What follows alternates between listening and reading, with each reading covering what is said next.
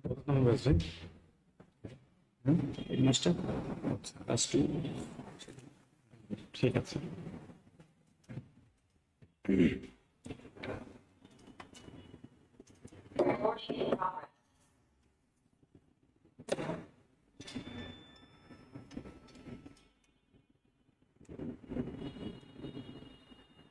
হ্যাঁ, আমি ক্লাসে। না, 11টার পরে। ওকে, আচ্ছা, ঠিক আছে।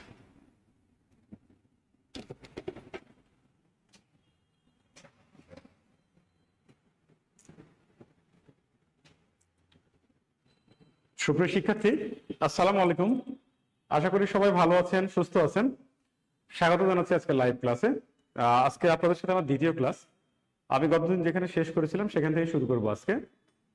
আয়তন ও সীমারেখা আমি আপনাদের পড়াইনি, ভূপ্রকৃতি হয়তো পড়াইনি, এটা আমাদের শুরু করতে হবে, ঠিক আছে? তো এই বিষয়গুলো একটু ক্লিয়ারলি নেবেন। এই বিষয়গুলো থেকে কিন্তু প্রশ্ন আসে, ঠিক আছে? এই বিষয়গুলো থেকে কিন্তু প্রশ্ন আসে। কাইন্ডলি শোনা যায় কিনা আমাকে একটু কাইন্ডলি বলেন, শোনা যায় কিনা একটু বলবেন।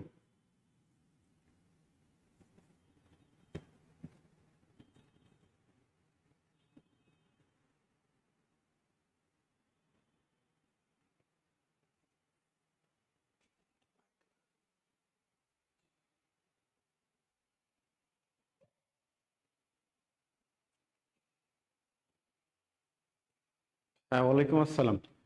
আচ্ছা, শোনা যায় তো না? আমাকে শোনা যায় তো?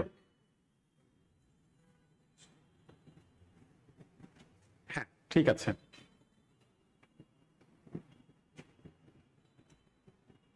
ওকে, আমি চলে যাব দেখেন, বলা হচ্ছে আয়তন ও সীমারেখা। আয়তন ও সীমারেখা নদ নদী পড়াবো, তার আগে কিছু বিষয় আছে যেগুলো আপনাদের ক্লিয়ার করতে হবে, ঠিক আছে? হ্যাঁ, ওকে। এখন দেখেন, বলা হচ্ছে এই আয়তন ও সীমারেখা। বাংলাদেশের আয়তন কত বলেন তো? বাংলাদেশের আয়তন, বাংলাদেশের আয়তন 1,47,570 বর্গ কিলোমিটার। 1,47,570 বর্গ কিলোমিটার বা 56,977 বর্গ মাইল।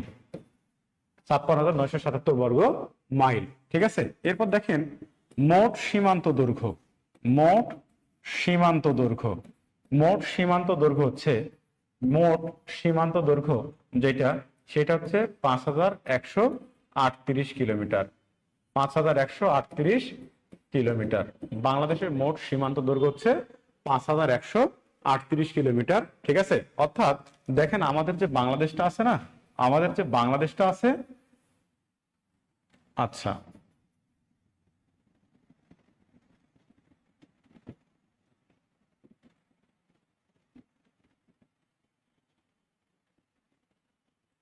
এই যে দেখেন টোটাল যে বাংলাদেশটা আছে না, টোটাল যে বাংলাদেশটা আছে, এই টোটাল চারিদিকের যে সীমানা, এই সীমারেখার দৈর্ঘ্য সীমান্ত দৈর্ঘ্য কত? 5,138 কিলোমিটার। আমি বলেছি যে বাংলাদেশের সাথে দুইটা দেশের, এর আগের ক্লাসে বলেছিলাম যে বাংলাদেশের সাথে কিন্তু দুইটা দেশের সীমান্ত রয়েছে। দুইটা দেশ, অর্থাৎ বাংলাদেশের সাথে দুইটা দেশের আন্তর্জাতিক সীমান্ত রয়েছে। কয়টা দেশের? দুইটা দেশের। কয়টা? দুইটা। একটা কি? ভারত। একটা ভারত, আর একটা কি? মিয়ানমার। আর একটা কি? মিয়ানমার। দেখেন এই দুইটা দেশের সাথে কিন্তু বাংলাদেশের সীমান্ত রয়েছে। অর্থাৎ এই তিন দিকে ভারত, এই তিন দিকে ভারত, আর এই দক্ষিণ পূর্ব কোণের দিকে কি? মায়ানমার। আর দক্ষিণে বাংলাদেশের কি? বঙ্গোপসাগর। তাহলে দেখেন আমাদের মোট সীমান্ত দৈর্ঘ্য 5,138 কিলোমিটার, ঠিক আছে? আমাদের মোট সীমান্ত দৈর্ঘ্য 5,138 কিলোমিটার, ঠিক আছে? 5,138 কিলোমিটার। এর মধ্যে স্থল সীমা, এর মধ্যে স্থল সীমা 4,427 কিলোমিটার। স্থল সীমা 4,427 কিলোমিটার। আর জলসীমা, জলসীমা, জলসীমা দেখেন, জলসীমা বা উপকূলীয় সীমা, উপকূলীয় সীমা, উপকূলীয় সীমা কিন্তু 711 বা 716 কিলোমিটার। 716 কিলোমিটার। দেখেন স্থলসীমা কোনটা? এই যে চারিদিক দিয়ে যে সীমানা রয়েছে না, এই চারিদিক দিয়ে যে সীমানা রয়েছে, এই সীমানাটাই আমাদের মূলত হচ্ছে কি স্থলসীমা। আর এই যে জলসীমা বা উপকূলীয় সীমা, এইটা হচ্ছে বাংলাদেশের জলসীমা বা উপকূলীয় সীমা।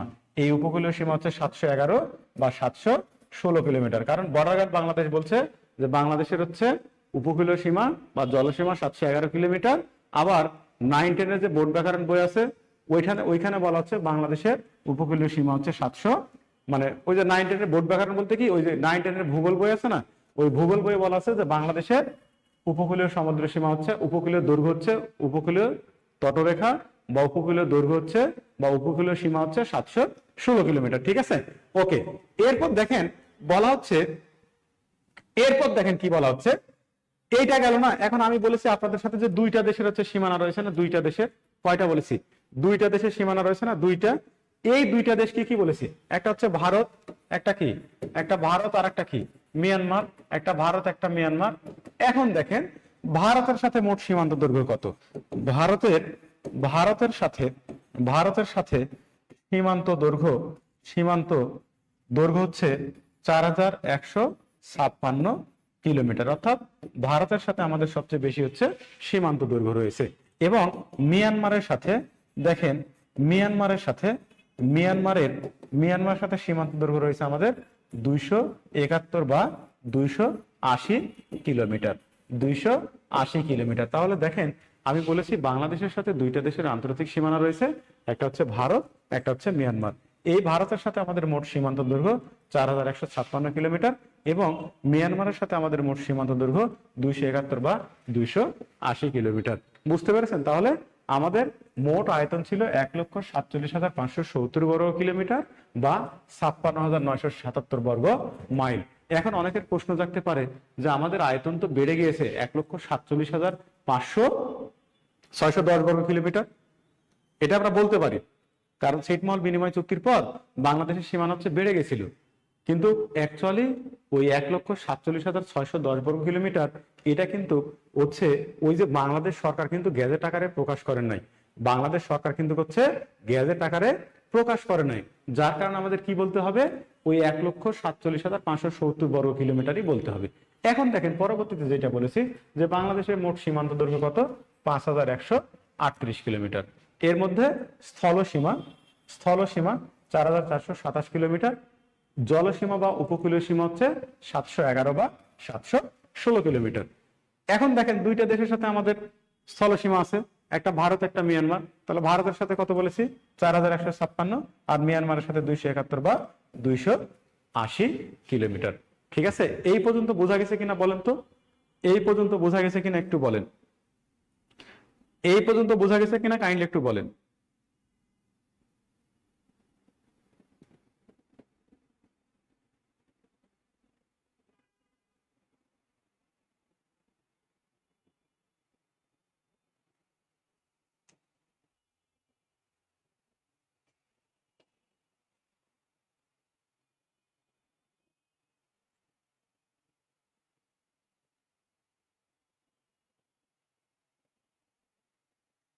ওকে, দেখেন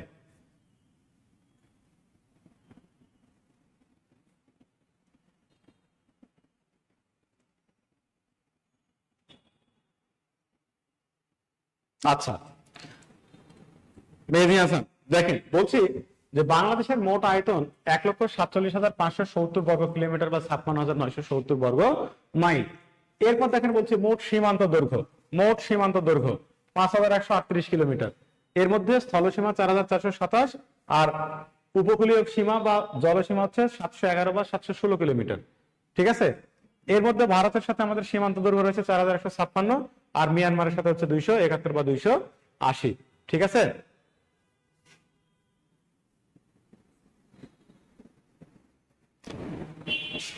বোঝা গেছে? আচ্ছা, এই সংখ্যাগুলো কি করে মনে রাখবেন, দেখেন ভাই প্র্যাকটিস করতে হবে আপনাকে। মানে আমি একদিন এই জায়গায় আসি নাই বা আমি একদিন এইভাবে বলতে পারছি না, আমাকেও প্র্যাকটিস করতে হয়, আমাকেও বলতে হয়। যেমন আমি ম্যাথ ভালো পারি না, কিন্তু আমি চেষ্টা করি, কারণ আমি জানি আমি চেষ্টা করলে পারবো। ঠিক আপনি একটু চেষ্টা করেন। মনে রাখার মতো কৌশল অ্যাকচুয়ালি সব জায়গায় কৌশল প্রয়োগ করতে হয় না, কিছু জিনিস বুঝে পড়তে হয়। আর সাধারণ জ্ঞান একটা হিউজ সিলেবাস, আনলিমিটেড সিলেবাস, আপনাকে এখানে বুঝে পড়তে হবে। বুঝে পড়লে হয় কি, ওটা অনেকদিন আপনি মনে রাখতে পারবেন, কিন্তু বুঝে না পড়ে যদি শুধু মুখস্থ করেন তাহলে ভাই কিন্তু হচ্ছে কয়েকদিন পর কিন্তু হচ্ছে ভুলে যাবেন। কারণ একটা থিওরি আছে, সেটা হচ্ছে কি মানুষের মস্তিষ্কের একটা ধারণ ক্ষমতা আছে। বিজ্ঞানের মতে মানুষের মস্তিষ্কে একটা ধারণ ক্ষমতা আছে যে আমরা একসাথে 2,45,00,000 তথ্য আমরা এই মস্তিষ্কে জমা রাখতে পারি। ঠিক আছে, এর বাইরে যদি কোনো তথ্য আমরা ইন করাই তাহলে কিন্তু ওই ভিতর থেকে কোনো তথ্য বের করে দিতে হবে, তারপর কিন্তু আমরা সেটা মাথায় কিন্তু ইন করাতে পারবো, নয়তো কিন্তু ইন করাতে পারবো না। তো আপনি একটু ট্রাই করেন, লেগে থাকেন। ঠিক আছে, বোঝা গেছে? রবিউল ইসলাম, রবিউল্লাহ সরকার, ঠিক আছে ভাই, ওকে।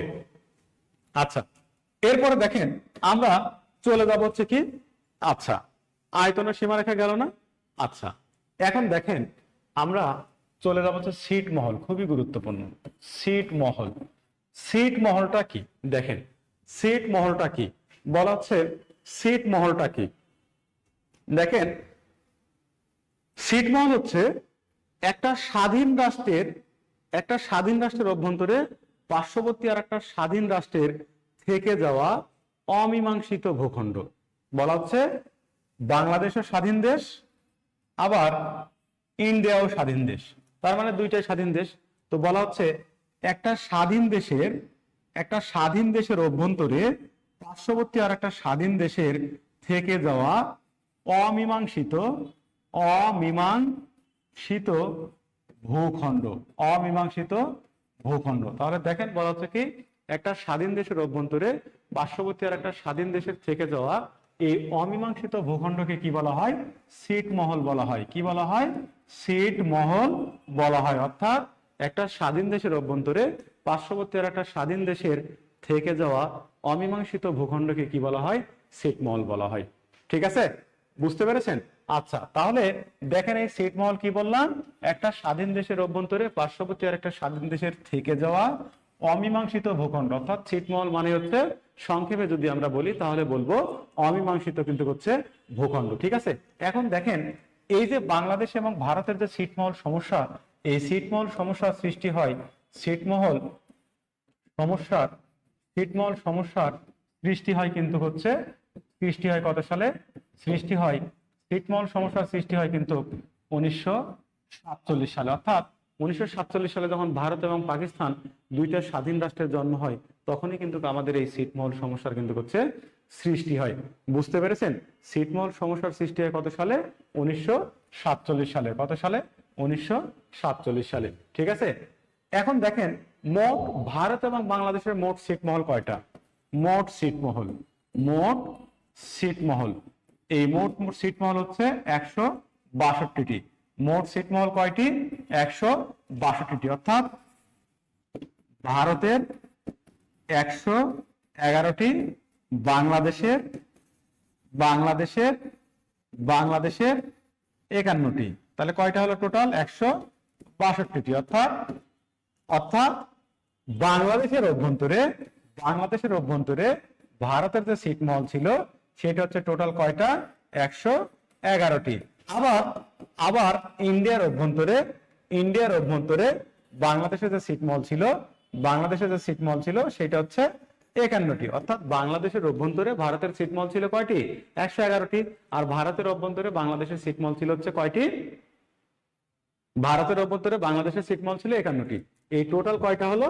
162টি। এই যে 51টি ছিটমহল বাংলাদেশের ভারতের অভ্যন্তরে ছিল, এর বেশিরভাগ হচ্ছে পশ্চিমবঙ্গের জলপাইগুড়ির কুচবিহারে। সেইখানে হচ্ছে 100, মানে ওইখানে হচ্ছে 47টা আছে আর বাকি 4টা আছে। ঠিক আছে, অর্থাৎ ভারতের জলপাইগুড়ির কুচবিহারে বাংলাদেশের 47টা, আর টোটাল তার আশেপাশে আরো 4টা, এই টোটাল 51টা। আর বাংলাদেশের যে অভ্যন্তরে ভারতের যে 111টা ছিটমহল ছিল, ওই 111টা ছিটমহল ছিল 4টি জেলায়। বাংলাদেশের ছিটমহল বেষ্টিত জেলা হচ্ছে 4টা। বাংলাদেশের ছিটমহল বেষ্টিত জেলা কয়টি? 4টি জেলা। কয়টি জেলা? 4টি জেলা। কি কি দেখেন আমি বলছি, লাল, নীল, পঞ্চকুড়ি। লাল, নীল, পঞ্চকুড়ি মানে কি? লালমনিরহাট, নীলফামারী, পঞ্চগড়, কুড়িগ্রাম। লালমনিরহাট, নীলফামারী, পঞ্চগড়, কুড়িগ্রাম। ঠিক আছে, এই 4টা জেলাকে ছিটমহল বেষ্টিত জেলা বলা হয়। এই 4টা জেলাকে ছিটমহল বেষ্টিত জেলা বলা হয়। তাহলে ছিটমহল বেষ্টিত জেলা বাংলাদেশের কয়টা? 4টা। কি কি? লালমনিরহাট, নীলফামারী, পঞ্চগড়, কুড়িগ্রাম। এই 4টা জেলার মধ্যে ভারতের 111টা ছিটমহল ছিল। বাংলাদেশের এই 4টা জেলার মধ্যে ভারতের 111টা ছিটমহল ছিল। সবচেয়ে বেশি ছিল লালমনিরহাটে 59টি। সবচেয়ে বেশি ছিটমহল ছিল কোন জেলায়? লালমনিরহাটে। কয়টি ছিল? 59টি। তাহলে আবার একবার রিভিউ দিই, ছিটমহল কি? অমীমাংসিত ভূখণ্ড। ঠিক আছে, এই ছিটমহল সমস্যার সৃষ্টি হয় কত সালে? 1947 সালে। অর্থাৎ 1947 সালে ভারত এবং পাকিস্তানের যে সীমানা নির্ধারণ করা হয়, ভারত এবং বাংলাদেশের সীমানা নির্ধারণ করা হয় র্যাডক্লিফ কমিশন অনুসারে, এরপরে কিন্তু আমাদের ছিটমহল সমস্যার সৃষ্টি হয়। তো টোটাল ছিটমহল ছিল ভারত এবং বাংলাদেশের 162টি, বাংলাদেশের অভ্যন্তরে ভারতের ছিল 111টি এবং ভারতের অভ্যন্তরে বাংলাদেশে ছিল হচ্ছে 51টি। টোটাল হচ্ছে 162টি। তো বাংলাদেশের অধিকাংশ ছিটমহল ভারতের অভ্যন্তরে যেটা ছিল ওই যে পশ্চিমবঙ্গের জলপাইগুড়ির কুচবিহারে, আর বাংলাদেশের অভ্যন্তরে ভারতের যে ছিটমহল গুলো ছিল 4টা জেলায়, একটা হচ্ছে লালমনিরহাট, একটা নীলফামারী, একটা পঞ্চগড়, একটা হচ্ছে কুড়িগ্রাম। সবচেয়ে বেশি ছিল কোন জেলায়? এই লালমনিরহাটে। লালমনিরহাটে 59টা হচ্ছে ছিটমহল ছিল ভারতের। ঠিক আছে, এই পর্যন্ত বোঝা গেছে? বলেন তো এই পর্যন্ত বোঝা গেছে কিনা একটু কাইন্ডলি বলেন তো ভাই। এই পর্যন্ত বোঝা গেছে কিনা কাইন্ডলি একটু বলেন।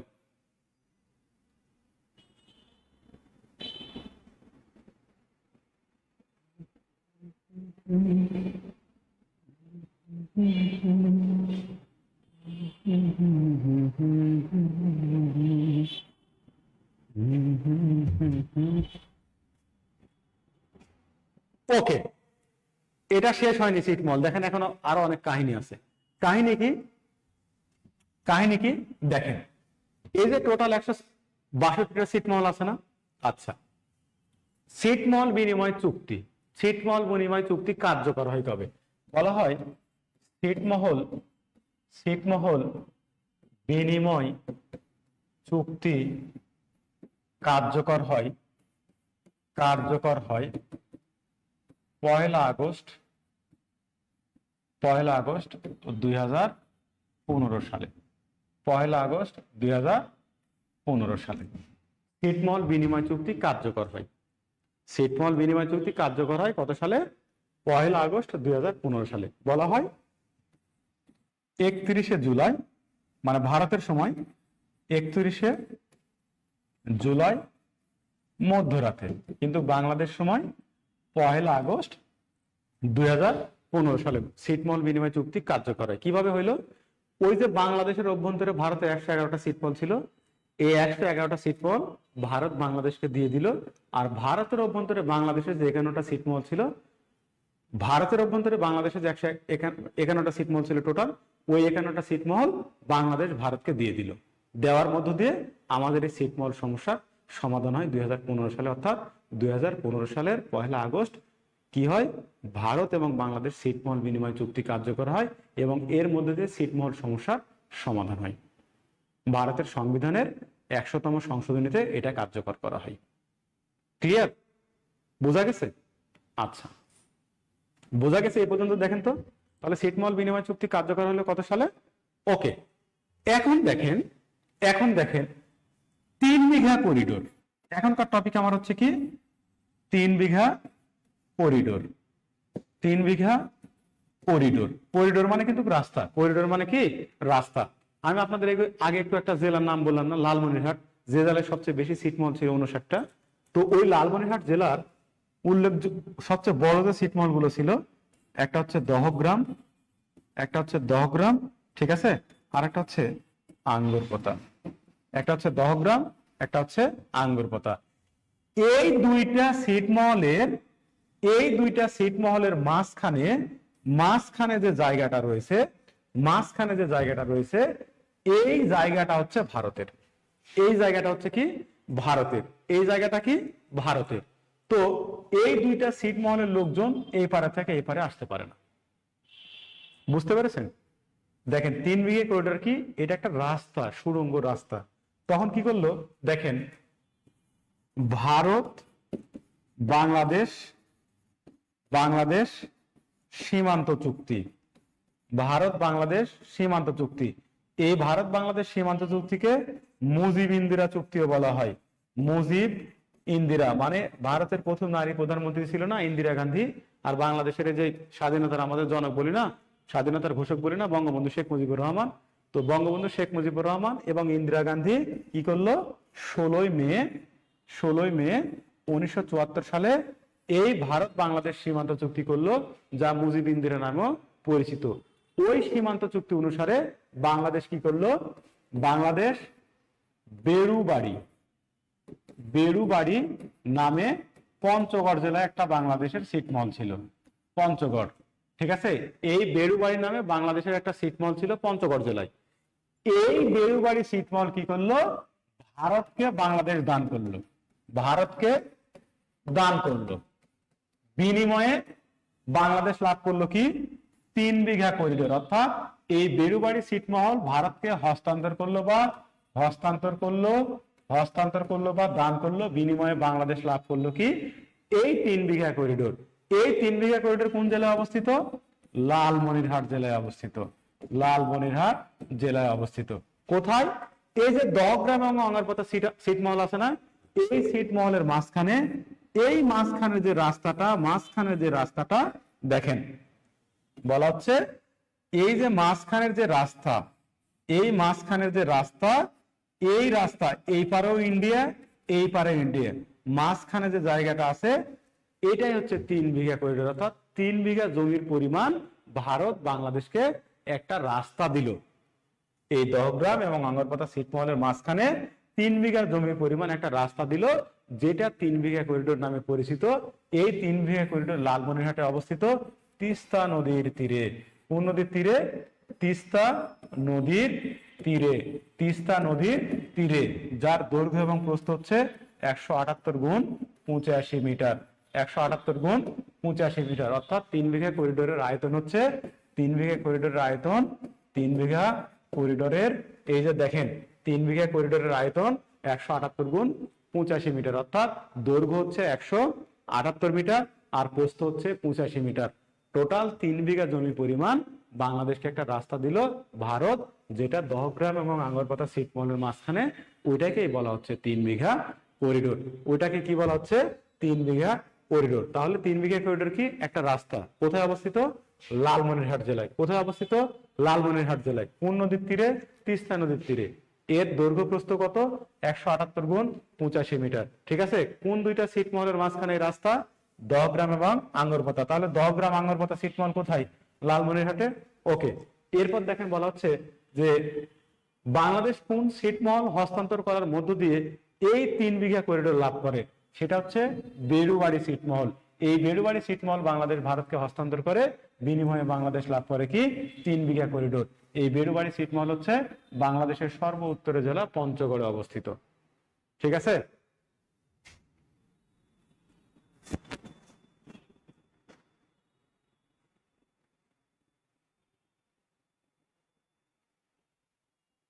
এই পর্যন্ত বোঝা গেছে কিনা ভাই বলেন তো, এই পর্যন্ত বোঝা গেছে কিনা একটু বলেন।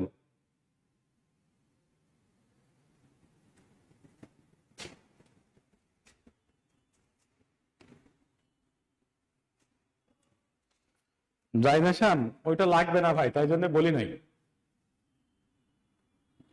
আপনার যদি লাগে তাহলে আমি আপনাকে দিব, কেমন।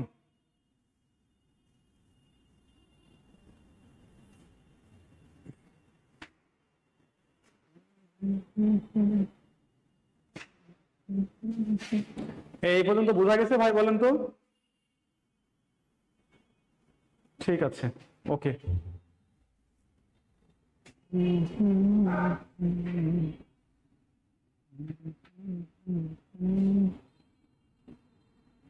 আচ্ছা, তৈরুল আবির, ওকে ভাই। দেখেন বলা হচ্ছে বেড়ুবাড়ি একটা ছিটমহল, বেড়ুবাড়ি একটা ছিটমহল, এটা বাংলাদেশের ছিটমহল, এটা হচ্ছে বাংলাদেশ জেলার পঞ্চগড়ে অবস্থিত। তো বঙ্গবন্ধু এবং ইন্দিরা গান্ধী 16 মে 1974 সালে সীমান্ত চুক্তি করলো না, ওই চুক্তি অনুসারে বাংলাদেশ বেড়ুবাড়ি ভারতের কাছে হস্তান্তর করলো, বিনিময়ে বাংলাদেশ লাভ করে 3 বিঘা করিডোর। অর্থাৎ এই দহগ্রাম এবং আঙ্গরপাতার মাঝখানে যে জায়গাটা ছিল এটা ভারতের, তো মাঝখানে 3 বিঘা জমি পরিমাণ রাস্তা দিল, যেটা দহগ্রাম থেকে আঙ্গরপাতায় আসা যাবে। ঠিক আছে, এই পাশেও ভারত, এই পাশেও ভারত, মাঝখানে রাস্তাটাই শুধুমাত্র বাংলাদেশ। বুঝা গেছে? ওকে, আচ্ছা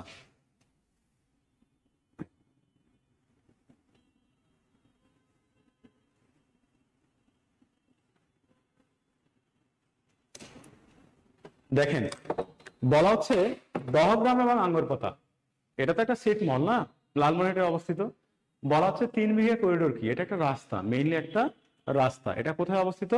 লালমনিরহাটে অবস্থিত। কোন নদীর তীরে? তিস্তা নদীর তীরে। আচ্ছা, এর দৈর্ঘ্য এবং প্রস্থ কত? 178 × 85 মিটার, অর্থাৎ দৈর্ঘ্য 178 আর প্রস্থ হচ্ছে 85 মিটার। ওকে, এরপর ভারত বাংলাদেশ সীমান্ত চুক্তি হয় কত সালে? 16 মে 1974 সালে, যেটা মুজিব ইন্দিরা নামে চুক্তি নামে পরিচিত। আপা নাই তো, আপা থাকলে এটা আসতো, আপা আপা নাই, এজন্য এটা আসবে না, এটা আসতে পারে কিন্তু এটা আসবে না। ঠিক আছে, এখন দেখেন বেড়ুবাড়ি ছিটমহল কোথায় অবস্থিত? পঞ্চগড়। বাংলাদেশ কত সালে বেড়ুবাড়ি ছিটমহল ভারতের কাছে হস্তান্তর করে? ওই যে 16 মে 1974 সালে। বিনিময়ে কি লাভ করে? এই যে 3 বিঘা করিডোর। বিনিময়ে লাভ করে কি? 3 বিঘা করিডোর। কোন জেলায় অবস্থিত? লালমনিরহাটে অবস্থিত। বোঝা গেছে এখন?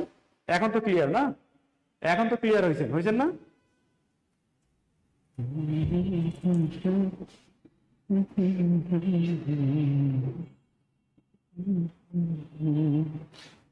দাঁড়ান, আপনাদের একটু পিডিএফ দিয়ে একটু ক্লাস নেই, দেখি তো কেমন লাগে। আপনারা স্ক্রিনশট মারে নেবেন, ঠিক আছে?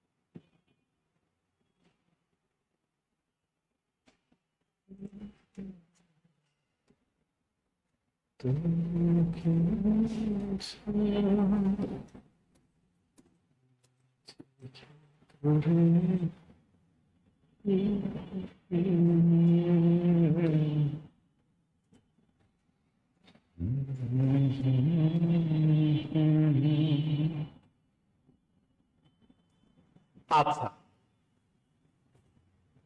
এরপর দেখেন, এখন দেখেন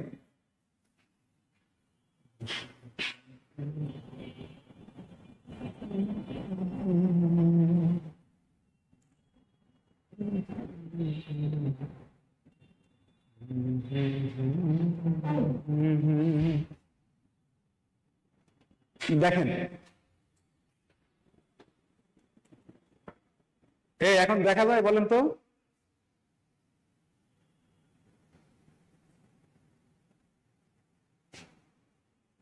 একটু বেশি সাদা হয়ে গেছে, তাই তো?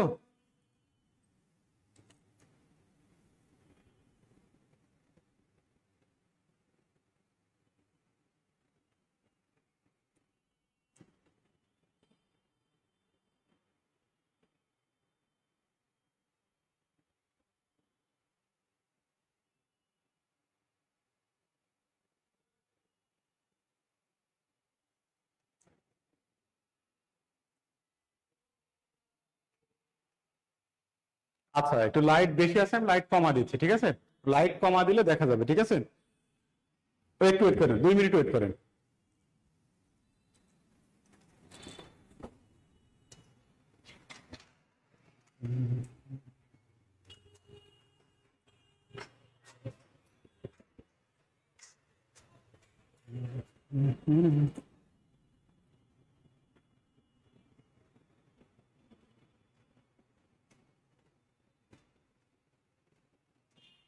লাইট একটু কমাইতে হবে, লাইট একটু কমাইতে হবে, পিডিএফ দিয়েছি তো। হুম,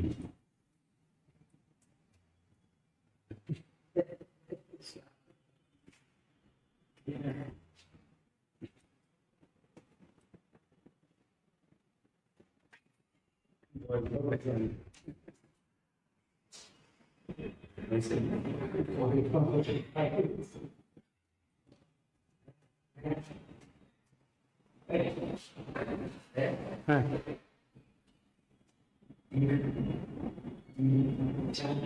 জানা এখন দেখা যাচ্ছে ভাই, বলেন তো? ঠিক আছে, দেখেন ক্লাস কারে বলে এবারে দেখেন। এই যে দেখেন বলা হচ্ছে কি বাংলাদেশ স্থল সীমান্ত, বাংলাদেশের স্থল সীমান্ত। দেখেন একটু আগে যেটা বললাম যে বাংলাদেশ ভারত সীমান্ত চুক্তি স্বাক্ষরিত হয় কত সালে? 16 মে 1974 সালে, যেটাকে কি বলা হয়? মুজিব-ইন্দিরা চুক্তি বলা হয় না? মুজিব-ইন্দিরা চুক্তি বলা হয় না? এখন দেখেন বলা হচ্ছে বাংলাদেশের আয়তন 1,47,570 বর্গ কিলোমিটার বা 56,977 বর্গ মাইল। ঠিক আছে, এরপর দেখেন বলা হচ্ছে মোট সীমান্ত দৈর্ঘ্য কত? 5,138 কিলোমিটার, যদি না থাকে 4,712 কিলোমিটার, যদি না থাকে 4,700 কত? 12 কিলোমিটার না? 4,700 কত? এই যে 4,712 কিলোমিটার না? আচ্ছা, এরপর দেখেন বলা হচ্ছে ভারতের সাথে মোট সীমান্ত দৈর্ঘ্য 4,156। আচ্ছা, এরপর দেখেন বাংলাদেশ ভারত অমীমাংসিত সীমারেখা হচ্ছে 2 কিলোমিটার। কয় কিলোমিটার? 2 কিলোমিটার। ওই যে ফেনী জেলার মহুরী চর আছে না, ওই ফেনী জেলার মহুরী চর হচ্ছে বাংলাদেশ ভারতের অমীমাংসিত সীমারেখা। ওকে, এরপরে দেখেন বলা হচ্ছে কি যে এইখানে দেখেন বলা হচ্ছে বাংলাদেশের মোট সীমান্তবর্তী জেলা কয়টা? 64টা না?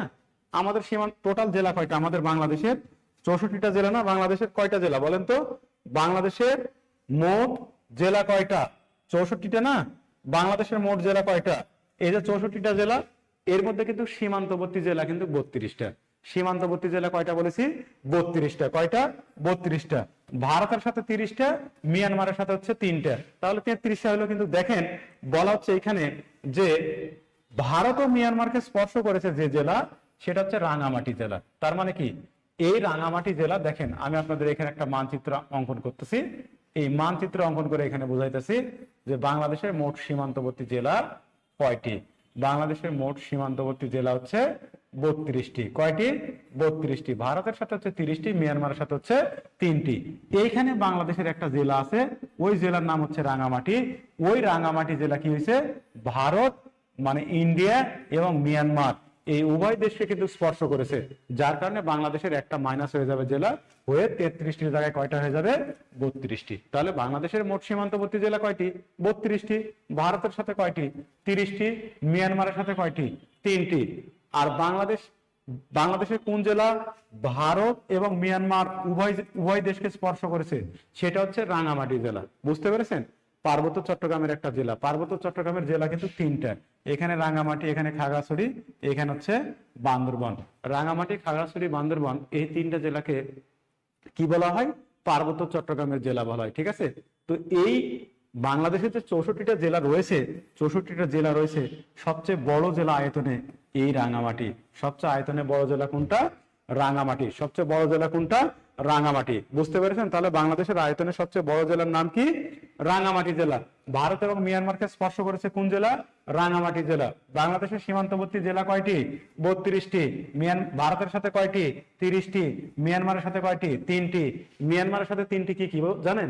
মিয়ানমারের সাথে 3টি হচ্ছে এইখানে ওই যে আপনাদের হানিমুনের জায়গা আছে না, কক্সবাজার, হানিমুনে যান না কক্সবাজার, এই কক্সবাজার একটা, এইখানে বান্দরবান একটা, এখানে কি? বান্দরবান, এইখানে হচ্ছে রাঙামাটি, অর্থাৎ রাঙামাটি, বান্দরবান এবং কক্সবাজার এই 3টা জেলার সাথে মিয়ানমারের সীমান্ত রয়েছে। তাহলে মিয়ানমারের সাথে যে 3টা জেলার সীমান্ত রয়েছে কি কি? একটা হচ্ছে রাঙামাটি, একটা বান্দরবান, একটা হচ্ছে কক্সবাজার। বোঝা গেছে? এই পর্যন্ত বোঝা গেছে? বলেন তো, এই পর্যন্ত বোঝা গেছে? এই পর্যন্ত বোঝা গেছে কিনা বলেন? ওকে, আমি পিডিএফ দিয়ে দেবনি, সমস্যা নাই। আমি পিডিএফ দিয়ে দেবনি, সমস্যা নাই, পড়ে নিন। আচ্ছা, এরপরে দেখেন বলা হচ্ছে কি, আচ্ছা বাংলাদেশের বিভাগ কয়টা? 8টা না? বাংলাদেশের বিভাগ কয়টা? বাংলাদেশের বিভাগ 8টি বিভাগ না? 8টা বিভাগ। 8টা বিভাগের মধ্যে 6টা বিভাগ হচ্ছে সীমান্তবর্তী, 6টা বিভাগ হচ্ছে সীমান্তবর্তী, 2টা বিভাগ সীমান্তবর্তী নয়। একটা হচ্ছে ঢাকা আর একটা হচ্ছে বরিশাল। এই ঢাকা এবং বরিশাল বিভাগের সাথে ভারত বা মিয়ানমারের কোনো সীমান্ত সংযোগ নাই। প্রশ্ন হয় যে বাংলাদেশের কোন বিভাগের সাথে ভারত ও মিয়ানমারের সীমান্ত সংযোগ নাই? একটা হচ্ছে ঢাকা, একটা হচ্ছে বরিশাল। একটা হচ্ছে ঢাকা আর একটা কি বরিশাল। একটা ঢাকা আর একটা কি বরিশাল, ঠিক আছে? ঢাকা এবং বরিশাল, ঢাকা এবং বরিশাল, বোঝা গেছে? ওকে, এখন দেখেন এই জিনিসটা কিন্তু হচ্ছে আপনাদের কিন্তু পড়তে হবে খুব মনোযোগ দিয়ে। এটা খুবই গুরুত্বপূর্ণ, খুবই গুরুত্বপূর্ণ, ঠিক আছে? এটা আমি একটু আগে বুঝাবো, তারপর পিডিএফ অফ করে কিন্তু আবার লিখবো কিন্তু, ঠিক আছে? পিডিএফ অফ করে আবার লিখবো। দেখেন বলা হচ্ছে বাংলাদেশ তথা পৃথিবীর দীর্ঘতম সমুদ্র সৈকতের নাম হচ্ছে কক্সবাজার সমুদ্র সৈকত। এই কক্সবাজার সমুদ্র সৈকতের দৈর্ঘ্য হচ্ছে 120 কিলোমিটার বা 155 কিলোমিটার। আপনাদের অপশনে কিন্তু হচ্ছে যে কোনো একটা থাকবে, হয় 120 থাকবে, না হলে 155 থাকবে, ঠিক আছে? এরপর দেখেন বাংলাদেশের দ্বিতীয় বৃহত্তম সমুদ্র সৈকত হচ্ছে এই কুয়াকাটা সমুদ্র সৈকত, ঠিক আছে? কুয়াকাটা সমুদ্র সৈকত, এটা হচ্ছে পটুয়াখালীতে অবস্থিত। বলা হয়ে থাকে বাংলাদেশের একমাত্র সমুদ্র সৈকত যেখান থেকে সূর্যোদয় ও সূর্যাস্ত দেখা যায়, সূর্যোদয় ও সূর্যাস্ত দেখা যায়। তাহলে বাংলাদেশের যে সমুদ্র সৈকত থেকে সূর্যোদয় সূর্যাস্ত দেখা যায় সেটা হচ্ছে এই কুয়াকাটা সমুদ্র সৈকত। এটা হচ্ছে এই পটুয়াখালীতে অবস্থিত, যার দৈর্ঘ্য হচ্ছে 18 কিলোমিটার। যার দৈর্ঘ্য কত কিলোমিটার? 18 কিলোমিটার, ঠিক আছে? এরপর দেখেন বলা হচ্ছে বাংলাদেশের সমুদ্র উপকূলের দৈর্ঘ্য কত? 711 বা 716 কিলোমিটার, একটু আগে বললাম। আচ্ছা, এরপরে দেখেন বলা হচ্ছে বাংলাদেশের রাজনৈতিক সমুদ্র সীমা কত? 12 নটিক্যাল মাইল। আবার এটাকে আঞ্চলিক সীমাও বলা হয়। আবার অর্থনৈতিক সমুদ্র সীমা হচ্ছে 200 নটিক্যাল মাইল। কত নটিক্যাল মাইল? 200 নটিক্যাল মাইল, ঠিক আছে? এখন নটিক্যাল মাইল কি দেখেন বলা হচ্ছে যে সমুদ্র পানির সীমানা নিরূপণ করা হয় নটিক্যাল মাইল হিসেবে, অর্থাৎ সমুদ্রের পানি গণনা করার যে পদ্ধতি সেটাকে বলা হচ্ছে নটিক্যাল মাইল। তো 1 নটিক্যাল মাইল, দেখেন এই প্রশ্নটা কিন্তু প্রাইমারিতে আসছিল, 1 নটিক্যাল মাইল সমান কত কিলোমিটার? 1 নটিক্যাল মাইল সমান 1.853 বা 1.852 কিলোমিটার। 1 নটিক্যাল মাইল সমান 1.853 বা 1.852 কিলোমিটার। বোঝা গেছে এই পর্যন্ত?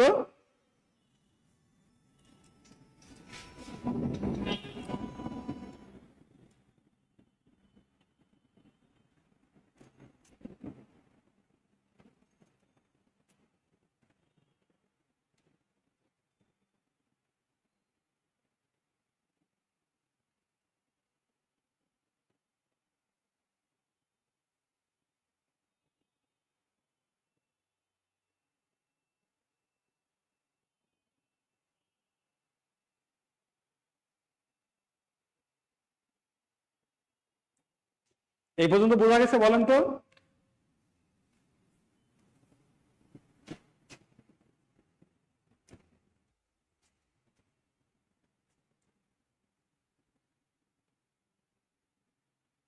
ওকে, ওকে, শুনেন মাঝে মাঝে ফোনে স্ক্রিনশট পাঠিয়ে দিবেন, ঠিক আছে? তাহলে সুবিধা হবে। আচ্ছা,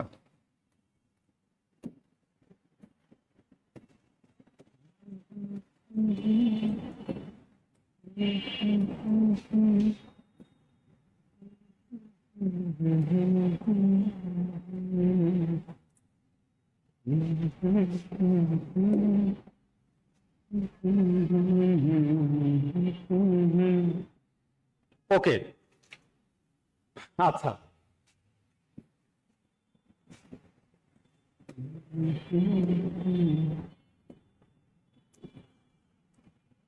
আচ্ছা, এটা বাংলাদেশ না? দেখেন তো।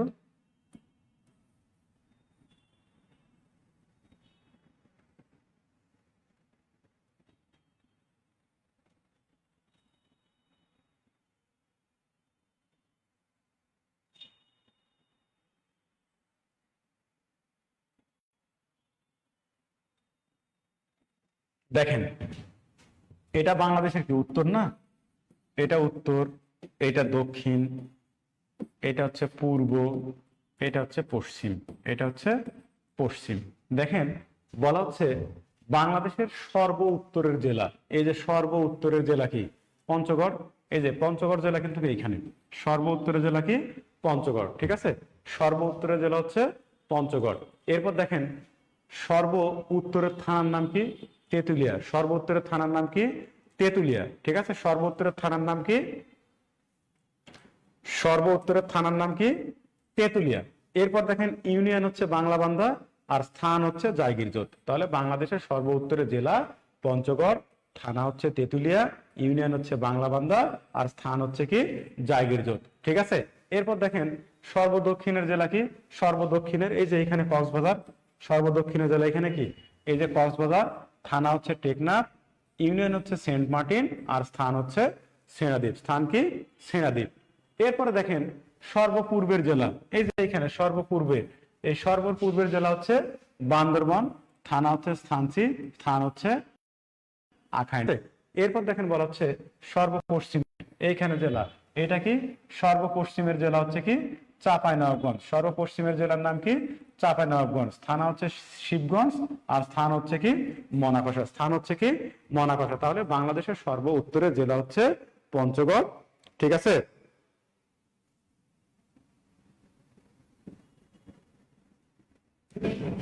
ওকে, হ্যাঁ ঠিক আছে, জুম করছি।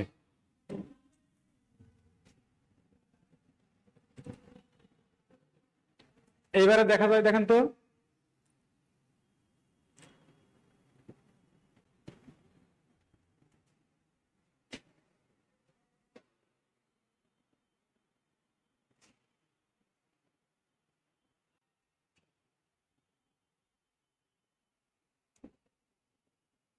না, একসাথে দুইটা অ্যান্সার থাকার পসিবিলিটি নাই ভাই,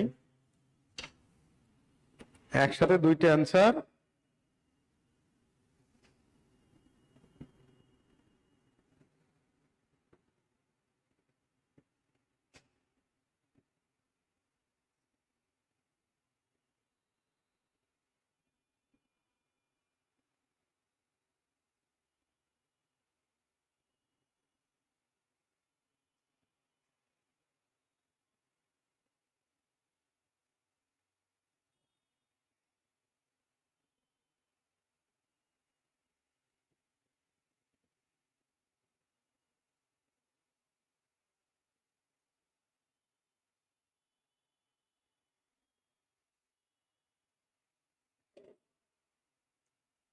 এখন বোঝা গেছে, বলেন তো।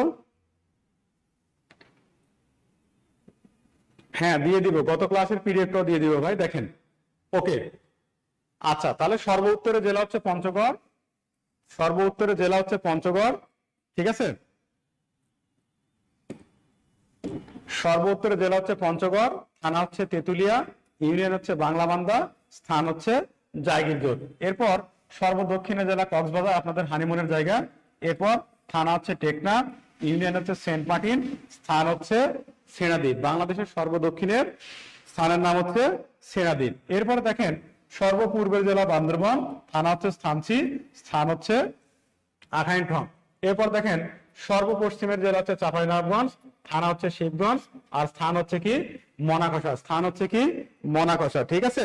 ওকে, এই পর্যন্ত ওকে তাই না, বলেন তো এই পর্যন্ত ওকে না, এই পর্যন্ত ওকে না, বলেন তো এই পর্যন্ত তো ওকে, বলেন।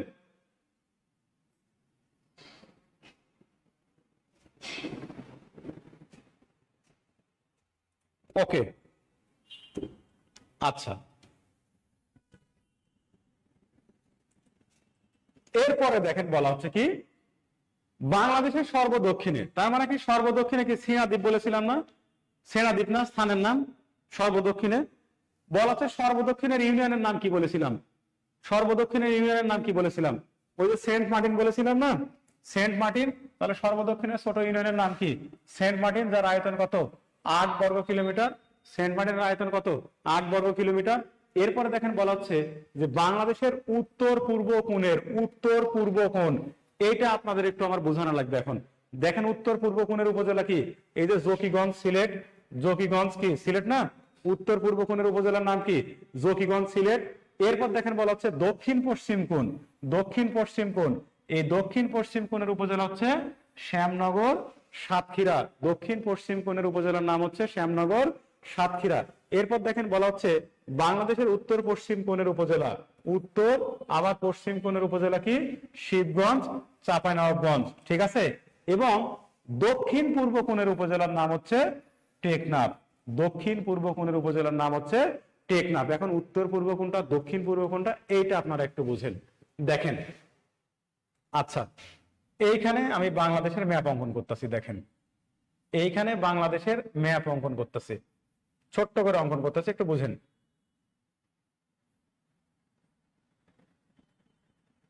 আচ্ছা, এইটা বাংলাদেশের উত্তর, এটা বাংলাদেশের উত্তর না। এখন আপনাদের প্রথমে একটা কথা বলা হচ্ছে, এটা হচ্ছে উত্তর, ঠিক আছে, নর্থ, এটা হচ্ছে সাউথ, এটা হচ্ছে ইস্ট, এটা হচ্ছে ওয়েস্ট, মানে পশ্চিম। আমি দেখেন আপনাদের একটা কথা বলেছি যে উত্তর পূর্ব কোণের উপজেলা জকিগঞ্জ, কি বলেছি? জকিগঞ্জ। এই যে দেখেন, এটা হচ্ছে উত্তর পূর্ব কোণের উপজেলা, ওইখানে জকিগঞ্জ সিলেট।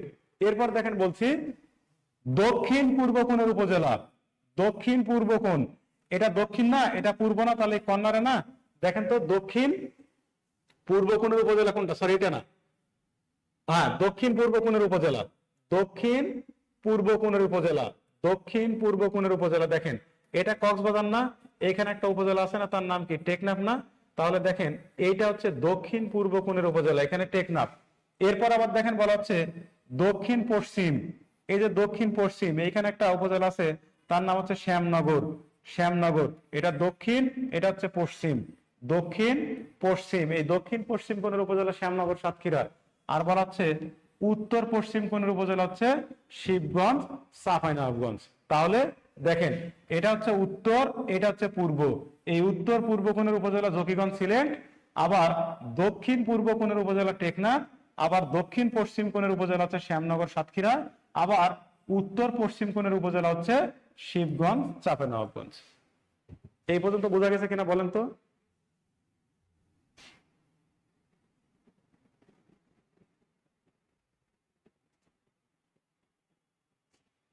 এই পর্যন্ত বুঝতে পারছেন কিনা বলেন? না, সেনাদ্বীপ সর্বদক্ষিণের স্থান।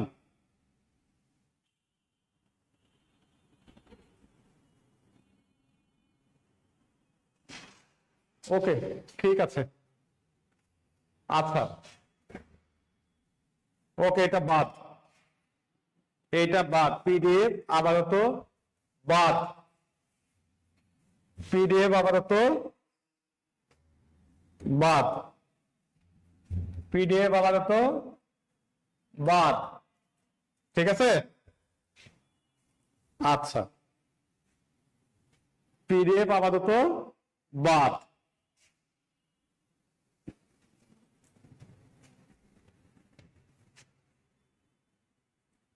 প্রদীপ ভাই কিছু বলবেন? না, খাবো না। ওকে,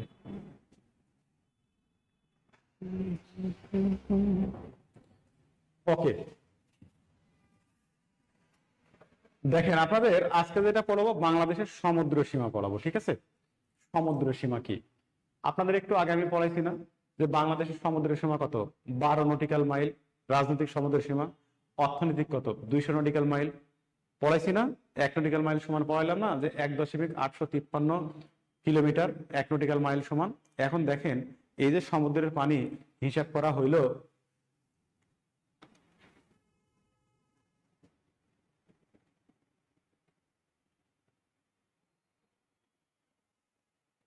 দেখেন সমুদ্রের পানি যে হিসাব করা হইলো,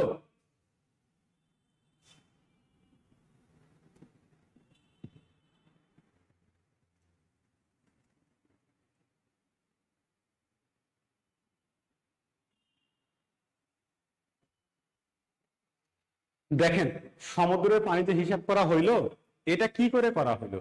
সমুদ্রের পানি কি করে হিসাব করা হয় দেখেন। আচ্ছা,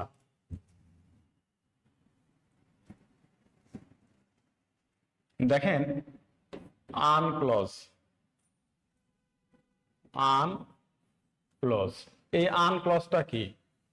দেখেন বলা হচ্ছে United Nation convention on law of the sea, United Nation convention on law of the sea, United Nation convention on law of the sea. ঠিক আছে, এটা কি, আনক্লজটা কি বলা হয়? জাতিসংঘের সমুদ্র বিষয়ক কনভেনশনের নাম হচ্ছে আনক্লজ। জাতিসংঘের সমুদ্র বিষয়ক কনভেনশনের নাম কি? আনক্লজ। ঠিক আছে, আনক্লজ। এই সম্মেলনটা কোথায় হয়েছিল? দেখেন, বলা হচ্ছে 1982 সালে, 1982 সালে জাতিসংঘ জাতিসংঘ জাতিসংঘ সমুদ্র কনভেনশন অনুষ্ঠিত হয় উত্তর আমেরিকার জামাইকার মন্টিগো বেতে। অর্থাৎ উত্তর আমেরিকার ওই যে ওয়েস্ট ইন্ডিজ আছে না, ওয়েস্ট ইন্ডিজ বলি না, West Indies, actually West Indies বলতে একটা দ্বীপ সমষ্টি বোঝায়। ঠিক আছে, এই ওয়েস্ট ইন্ডিজ কিন্তু 13টা দেশ নিয়ে কিন্তু গঠিত। ওয়েস্ট ইন্ডিজ মূলত 13টা দেশ নিয়ে গঠিত, তার মধ্যে জামাইকা একটা। তো জামাইকার একটা বিখ্যাত শহর, তার নাম হচ্ছে মন্টিগো বে। তো বলা হয় 1982 সালের জাতিসংঘ সমুদ্র বিষয়ক কনভেনশন অনুষ্ঠিত হয় উত্তর আমেরিকার দেশ জামাইকার মন্টিগো বেতে। ঠিক আছে, ওই কনভেনশনে 1982 সালে আন্তর্জাতিক সমুদ্র আইন পাস হয়। আন্তর্জাতিক সমুদ্র আইন পাস হয়। আন্তর্জাতিক সমুদ্র আইন পাস হয়। দেখেন, ওই কনভেনশনে কি হয়? আন্তর্জাতিক সমুদ্র আইন পাস হয়। তাহলে আন্তর্জাতিক সমুদ্র আইন পাস হয়েছিল কত সালে? আন্তর্জাতিক সমুদ্র আইন পাস হয়েছিল 1982 সালে। কোন সম্মেলনে? আনক্লজে। আনক্লজ কোথায় অনুষ্ঠিত হয়েছিল বা সংগঠিত হয়েছিল? উত্তর আমেরিকার দেশ জামাইকার মন্টিগো বেতে। কত সালে এটা সংগঠিত হয়েছিল বা অনুষ্ঠিত হয়েছিল? 1982 সালে। এই কনভেনশনে একটা রাষ্ট্রের কতটুক রাজনৈতিক সীমা হবে, কতটুক অর্থনৈতিক সমুদ্রের সীমা হবে, কতটুক মহিষাপানের দৈর্ঘ্য হবে, কতটুক সংলগ্ন অঞ্চল হবে, এই বিষয়গুলো কিন্তু হচ্ছে বর্ণনা করা হয়। ঠিক আছে, এই বিষয়গুলো বর্ণনা করা হয়। কিভাবে বর্ণনা করা হয় আপনাদের এখন আমি একটু দেখাবো। তার আগে বলেন, এই পর্যন্ত বুঝছেন কিনা বলেন, এটা খুবই গুরুত্বপূর্ণ টপিক, এখান থেকে কিন্তু প্রশ্ন আসার সম্ভাবনা খুবই বেশি।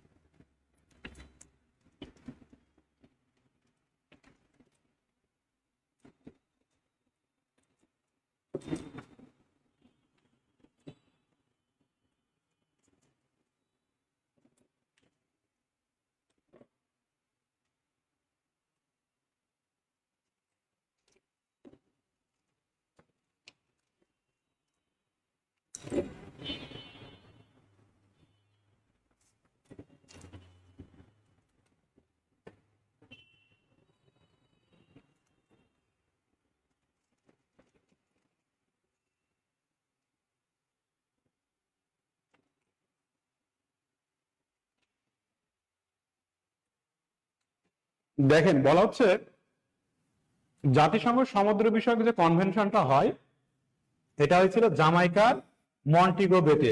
জামাইকা তো একটা দেশ। উসাইন বোল্টের নাম শুনেছেন না? বিশ্বের সবচেয়ে দ্রুততম মানব, ওই উসাইন বোল্টের দেশ ওই জামাইকার মন্টিগো বেতে 1982 সালে জাতিসংঘ সমুদ্র বিষয়ক কনভেনশন অনুষ্ঠিত হয়। ওই কনভেনশনে কি করা হয়? 1982 সালে আন্তর্জাতিক সমুদ্র আইন পাস হয়। আন্তর্জাতিক সমুদ্র আইন পাস হয়। বাংলাদেশেরও কিন্তু সমুদ্র আইন পাস হয়। বাংলাদেশের সমুদ্র আইন পাস হয় 1974 সালে, কিন্তু আন্তর্জাতিক সমুদ্র আইন পাস হয় 1982 সালে। ঠিক আছে, তাহলে জাতিসংঘের কোন সম্মেলনে আন্তর্জাতিক সমুদ্র আইন পাস হয়? UNCLOS, United Nation convention on law of the sea, এই সম্মেলনে।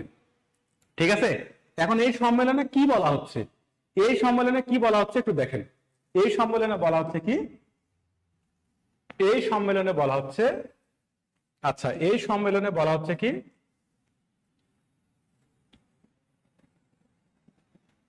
এই সম্মেলনে কি বলা হচ্ছে দেখেন, মারুফা আফসা আন্তর্জাতিক সমুদ্র আইন পাশ হয় 1982 সালে, আন্তর্জাতিক সমুদ্র আইন পাশ হয় 1982 সালে, হ্যাঁ 1982 সালে, 1982 সালে আন্তর্জাতিক সমুদ্র আইন পাশ হয় হচ্ছে 1982 সালে, ঠিক আছে 1982 সালে। ওই সমুদ্র আইনে কি বলা হচ্ছে দেখেন,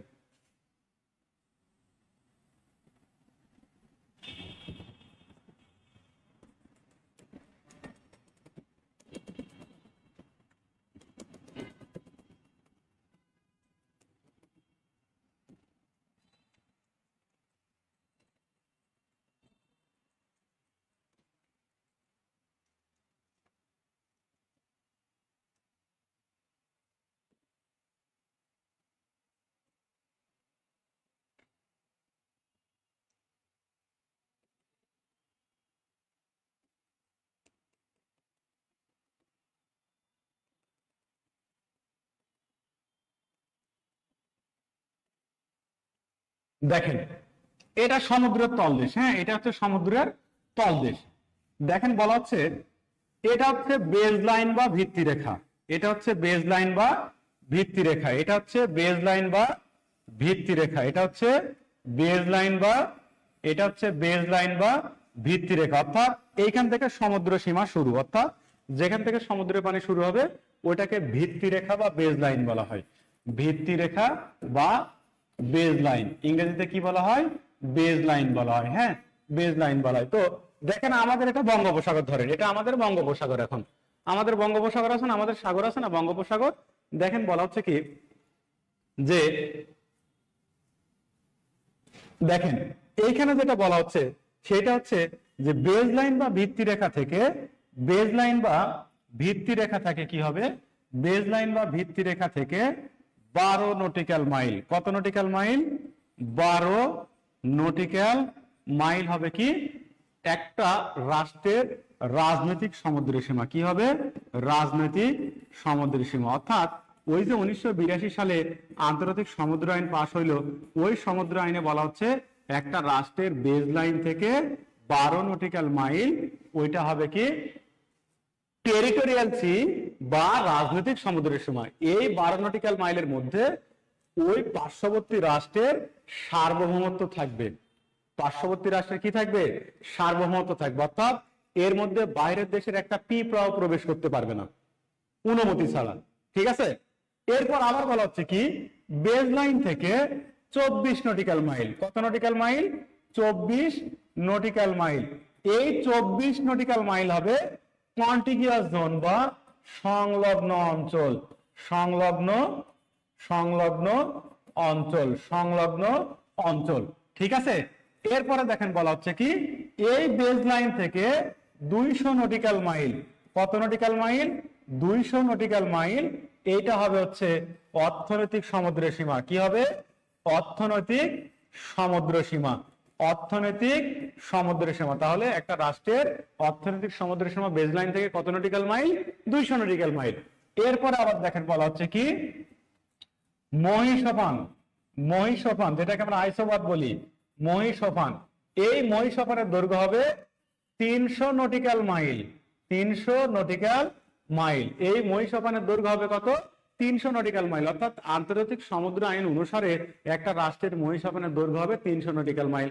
এখন প্রশ্ন হবে মহীসোপানটা কি, আপনারা অনেকে ভূগোল পড়েছেন না ইন্টারমিডিয়েটে ভূগোল, তো ভূগোলে পড়তে গিয়ে সমুদ্র তলদেশের ভূমিরূপ পড়েছেন না, যে সমুদ্র তলদেশের ভূমিরূপকে 5 ভাগে ভাগ করা হয়, একটা হচ্ছে মহীসোপান, একটা মহীঢাল, একটা গভীর সমুদ্রের সমভূমি, একটা গভীর সমুদ্রের খাত, একটা নিমজ্জিত শৈলশিরা। বলা হয় সমুদ্রের তলদেশ হঠাৎ করে যেখানে ঢালু ভাবে নেমে যায়, ওই ঢালু ভাবে নেমে যাওয়ার আগ পর্যন্ত ওই সীমাটায় হবে হচ্ছে মহীসোপানের দৈর্ঘ্য।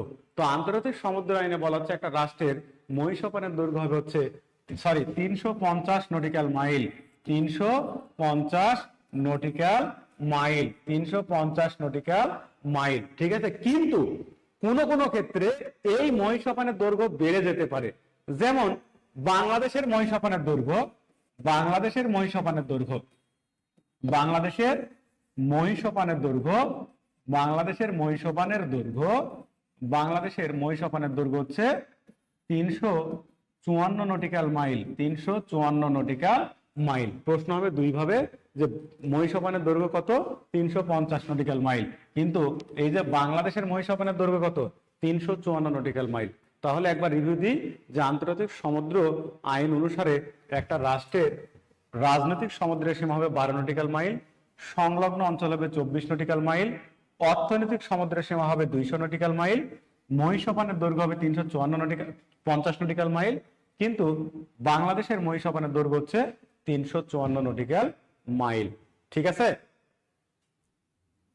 এই পর্যন্ত হয়েছে ভাই? দেখেন তো একটু।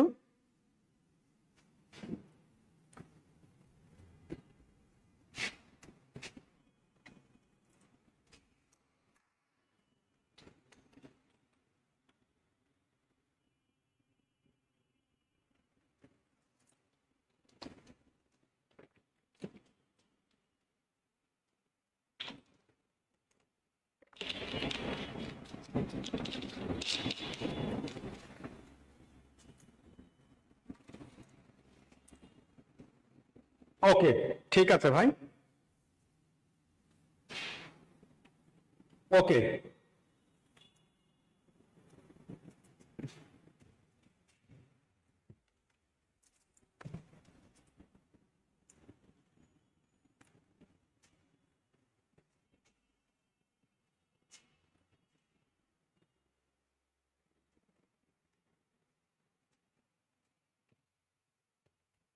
ঠিক আছে। এখন আমি যেটা পড়াবো সেটা হচ্ছে বাংলাদেশের সাথে দুইটা দেশের সমুদ্র সীমা আছে না, ভারত এবং মিয়ানমার। ওদের সাথে সমুদ্র সীমাও আছে, আবার হচ্ছে স্থল সীমাও আছে। মানে দুইটা দেশের সাথে আমাদের আন্তর্জাতিক সীমানা রয়েছে। এখন আমি যেটা পড়াবো সেটা হচ্ছে বাংলাদেশ ভারত সমুদ্র সমুদ্র মামলা, আবার আবার বাংলাদেশ বাংলাদেশ মিয়ানমার সমুদ্র মামলা। সমুদ্র সমুদ্র মামলা। ঠিক আছে, বাংলাদেশ মিয়ানমার সমুদ্র মামলা। বাংলাদেশ মিয়ানমার বাংলাদেশ মিয়ানমার সমুদ্র মামলা। দেখেন, এক বাংলাদেশ ভারত সমুদ্র মামলা, বাংলাদেশ মিয়ানমার সমুদ্র মামলা। ঠিক আছে, বোঝা গেছে? বোঝা গেছে? আচ্ছা নবীনুর রহমান, এটা হওয়ার কারণ হচ্ছে কোনো কোনো ক্ষেত্রে এটা বেশি হতে পারে, যার কারণে এটা বাংলাদেশের হয়েছে। ঠিক আছে, আচ্ছা দেখেন, সমুদ্র মামলার রায় হয়, সমুদ্র মামলার রায় হয় 14 মার্চ 2012 সালে। 12 সালে, অর্থাৎ বাংলাদেশ এবং মিয়ানমার সমুদ্র মামলার রায় হয় 14 মার্চ 2012 সালে। ইট লসের পূর্ণরূপ হচ্ছে international tribunal for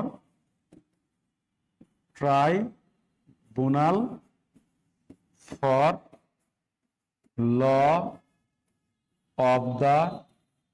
of the sea. এর সদর দপ্তর জার্মানির হামবুর্গ শহরে। খুবই গুরুত্বপূর্ণ। ইটলসের সদর দপ্তর কোথায়? জার্মানির হামবুর্গ শহরে। এই আদালতে কি হয়েছিল? বাংলাদেশ এবং মিয়ানমার সমুদ্র মামলা হয়েছিল। তো এই মামলার যেদিন রায় হয় সেদিন হচ্ছে এই যে 14 মার্চ 2012 সালে। কোথায় মামলা করা হয়েছিল? ইটলসে। একটা আদালতের নাম বলা হয় international tribunal for law of the sea, অর্থাৎ আন্তর্জাতিক সমুদ্র বিষয়ক আদালতের নাম হচ্ছে ইটলস। আন্তর্জাতিক সমুদ্র বিষয়ক আদালতের নাম কি? ইটলস। এই ইটলসে মামলা করা হয়েছিল বাংলাদেশ এবং মিয়ানমার সমুদ্র মামলার। ওই মামলায় বাংলাদেশ জয়লাভ করে, অর্থাৎ 14 মার্চ 2012 সালে এই মামলার রায় হয়। এই মামলায় কিন্তু হচ্ছে বাংলাদেশ জয়লাভ করে। আর এই আদালতের সদর দপ্তর হচ্ছে জার্মানির হামবুর্গ শহরে, অর্থাৎ ইটলসের সদর দপ্তর হচ্ছে জার্মানির হামবুর্গ শহরে। ঠিক আছে, এরপরে বাংলাদেশ মিয়ানমার সমুদ্র মামলা। এই মামলার রায় হয়, এই মামলার রায় হয়, এই মামলার রায় হয়, এই মামলার রায় হয় 7 জুলাই 2014 সালে, 7 জুলাই 2014 সালে। ঠিক আছে, এই মামলায় কিন্তু বাংলাদেশ জয়লাভ করে। এই যে 7 জুলাই 2014 সালে যে মামলাটা হইল না, 7 জুলাই যে মামলাটা হইল, এই মামলায় 7 জুলাই 2014 সালে যে মামলার রায়টা হলো, বাংলাদেশ এবং ভারত সমুদ্র মামলার রায় হইল, এই মামলায় কিন্তু হচ্ছে বাংলাদেশ জয়লাভ করে। যে আদালতে মামলা করা হয়েছিল ওই আদালতের নাম হচ্ছে পিসিএ, যার পুনরূপ হচ্ছে permanent permanent permanent permanent court of arbitration, arbitration, permanent court of arbitration, বা বাংলায় আমরা যদি বলি তাহলে বলা হবে স্থায়ী সালিসি আদালত, স্থায়ী সালিসি আদালত, পার্মানেন্ট কোর্ট অফ আরবিট্রেশন বা স্থায়ী সালিসি আদালত। ঠিক আছে, স্থায়ী সালিসি আদালত। এর সদর দপ্তর হেগ, হেগ নেদারল্যান্ড, অর্থাৎ নেদারল্যান্ডের বিখ্যাত যে হেগ শহর আছে, ওই নেদারল্যান্ডসের হেগ শহর হচ্ছে এই পিসিএ এর হচ্ছে সদর দপ্তর। বোঝা গেছে? তাহলে বাংলাদেশ ভারত সমুদ্র মামলার রায় হয় 7 জুলাই 2014 সালে। এই মামলায় বাংলাদেশ জয়লাভ করে। এই পিসিএ এই আদালতে করা হয়েছিল। এই পিসিএ এর পূর্ণরূপ হচ্ছে পার্মানেন্ট কোর্ট অফ আরবিট্রেশন বা স্থায়ী সালিসি আদালত। ঠিক আছে, এই স্থায়ী সালিসি আদালতের সদর দপ্তর হচ্ছে নেদারল্যান্ডের হেগ শহরে। এই মামলায় কিন্তু হচ্ছে বাংলাদেশ জয়লাভ করে। ঠিক আছে, তাহলে এখান থেকে প্রশ্ন হবে যে বাংলাদেশ ভারত সমুদ্র মামলার রায় হয় কোন আদালতে? পিসিএ তে, পার্মানেন্ট কোর্ট অফ আরবিট্রেশন বা স্থায়ী সালিসি আদালতে। ঠিক আছে, এই আদালতের সদর দপ্তর কোথায়? Hague, Netherland. এই মামলার রায় হয় 7 জুলাই 2014 সালে। এই মামলায় বাংলাদেশ জয়লাভ করে। আবার মিয়ানমার সাথে যে মামলা করা হয়েছিল ইটলসে, যার রায় হয়েছিল 14 জুলাই 2012 সালে। ঠিক আছে, 14 মার্চ 2012 সালে ওই মামলায় কিন্তু বাংলাদেশ হচ্ছে জয়লাভ করেছিল। ওই যে মামলা হয়েছিল ইটলসে, ওই ইটলস হচ্ছে আন্তর্জাতিক সমুদ্র বিষয়ক আদালত, মানে international tribunal for law of the sea. এই আদালতের সদর দপ্তর জার্মানির হামবুর্গ শহরে, জার্মানির হামবুর্গ শহরে। ঠিক আছে, এই পর্যন্ত ক্লিয়ার হয়েছেন কিনা বলেন তো? এই পর্যন্ত ক্লিয়ার হয়েছেন কিনা একটু বলেন তো ভাই? এই পর্যন্ত ক্লিয়ার হয়েছেন কিনা একটু বলেন। এ আবুল কালাম আজাদ, আপনার শরীর দেখানোর দরকার নাই ভাই।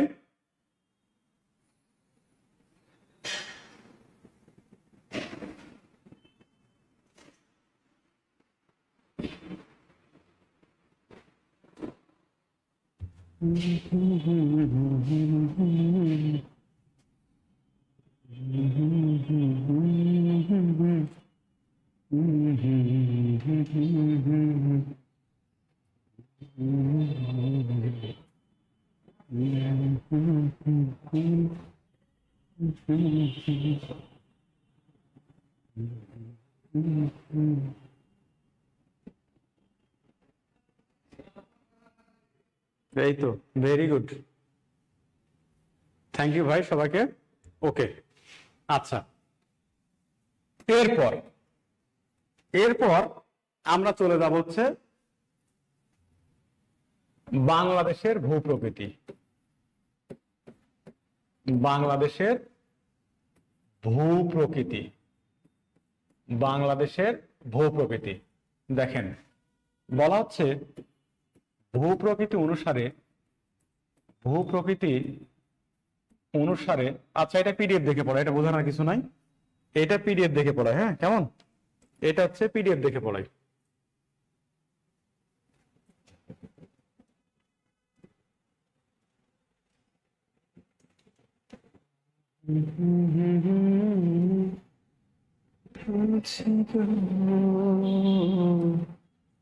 তোমাকে ছাড়া।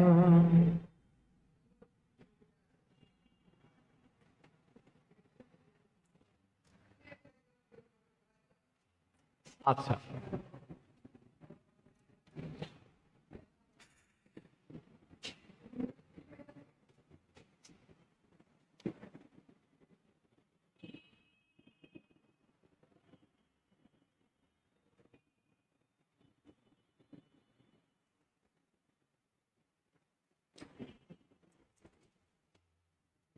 এইবারে দেখা যায় কি তো ভাই, না বলেন তো, দেখা যাচ্ছে তো না?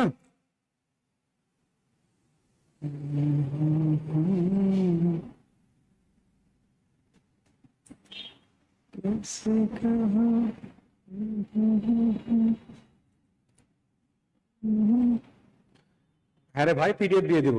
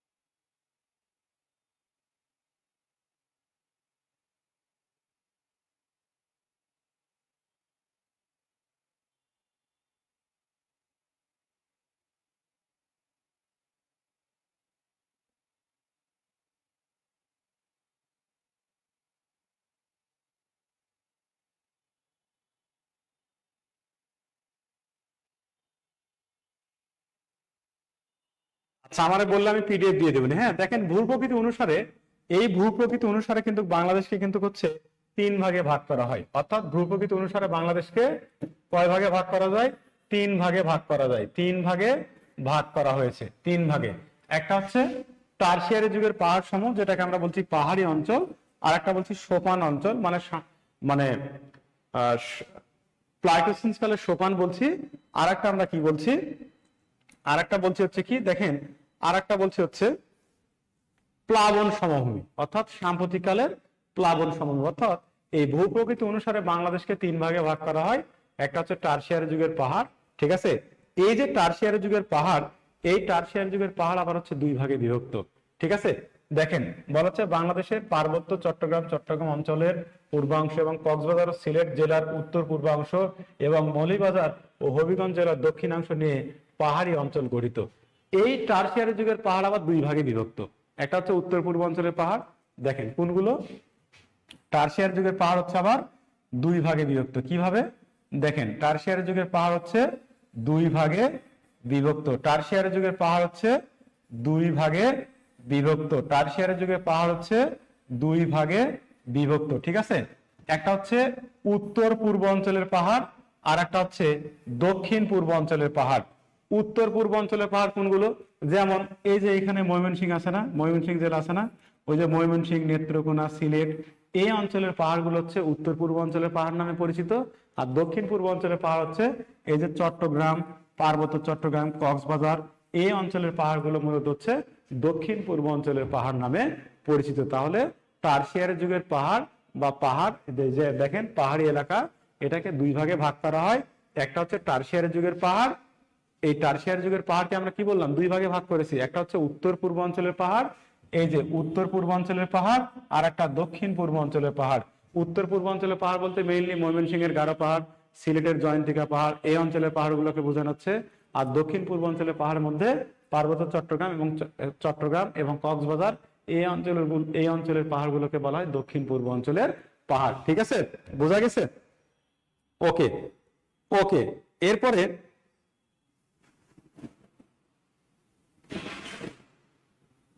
আচ্ছা,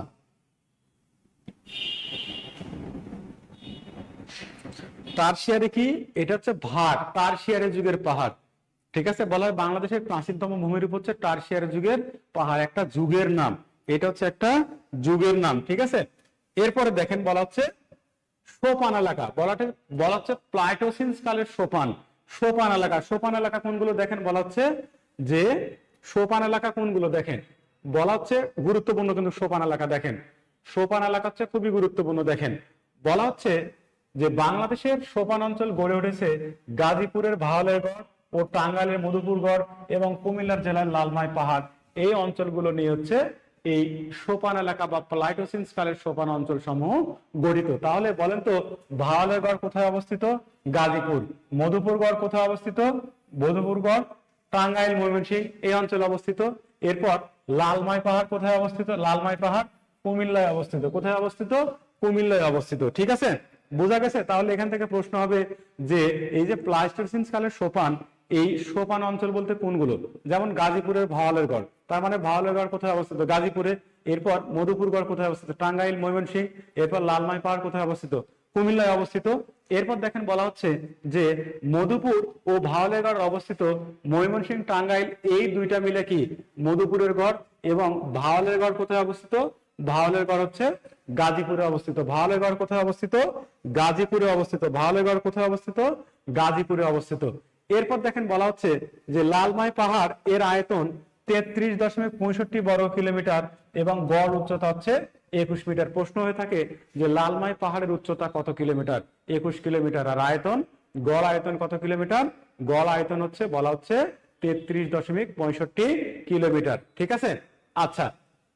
এরপরে দেখেন বলা হচ্ছে এই যে রাজশাহী জেলার উত্তর পশ্চিম অংশকে কি বলা হয়? বরেন্দ্র ভূমি বলা হয়। কি বলা হয়? বরেন্দ্র ভূমি বলা হয়। রাজশাহী জেলার উত্তর পশ্চিম অঞ্চলকে কি বলা হয়? বরেন্দ্র ভূমি বলা হচ্ছে। অর্থাৎ বরেন্দ্র ভূমি বলতে মেইনলি আমরা এই রাজশাহী জেলাকে বুঝি, উত্তর পশ্চিম অঞ্চলকে বুঝি। এই বরেন্দ্র ভূমির আয়তন হচ্ছে 9324 কিলোমিটার। বরেন্দ্র ভূমি হলো কি? এই প্লাইটোসিন কালের সোপান। তাহলে সোপানের মধ্যে আমরা কি পাইলাম? ভাওয়ালের গড় পাইলাম, মধুপুরগড় পাইলাম, লালমাই পাহাড় পাইলাম, আবার বরেন্দ্র অঞ্চল পাইলাম। বরেন্দ্র অঞ্চল বলতে আমি যেখানে অবস্থান করছি রাজশাহী, এই রাজশাহীর হচ্ছে বরেন্দ্র অঞ্চল। ঠিক আছে, এই অঞ্চলের আয়তন হচ্ছে 9324 কিলোমিটার। আর এই বরেন্দ্র ভূমি কি হলো? প্লাইটোসিন কালের সোপান। ঠিক আছে, প্লাইটোসিন কালের সোপান। বাংলার মধ্যবর্তী অঞ্চলকে বলা হয় সোপান অঞ্চল বলা হয়। বাংলার ঠিক মধ্যবর্তী উঁচু যে ভূমিগুলো, ওই ভূমিগুলোকে সোপান অঞ্চল বলা হয়। আলামিন, বাংলার মধ্যবর্তী এবং বিভিন্ন অঞ্চলে যে উঁচু ভূমিগুলো আছে, এটাই মূলত প্লাইটোসিন কালের সোপান। ঠিক আছে, প্লাইটোসিন কালের সোপান। ঠিক আছে, ওকে। এই পর্যন্ত বোঝা গেছে নাকি বলেন তো ভাই?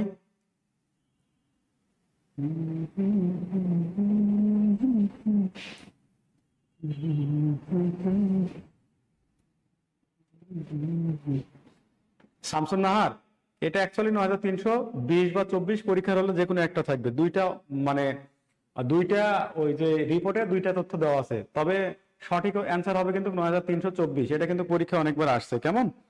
ওকে, আচ্ছা। এরপরে দেখেন কি বলা হচ্ছে। এরপরে বলা হচ্ছে কি, এই তো দেখেন বলা হচ্ছে প্লাবন সমভূমি।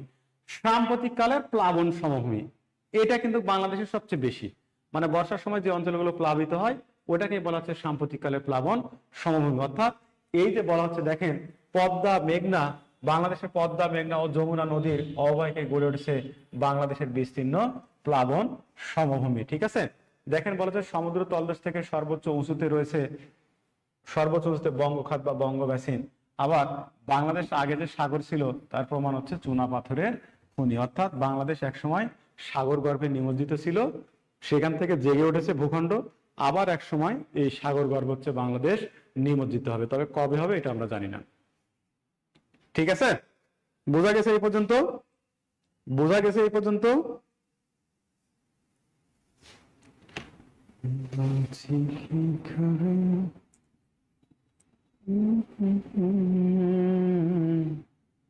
তোমাকে ছাড়া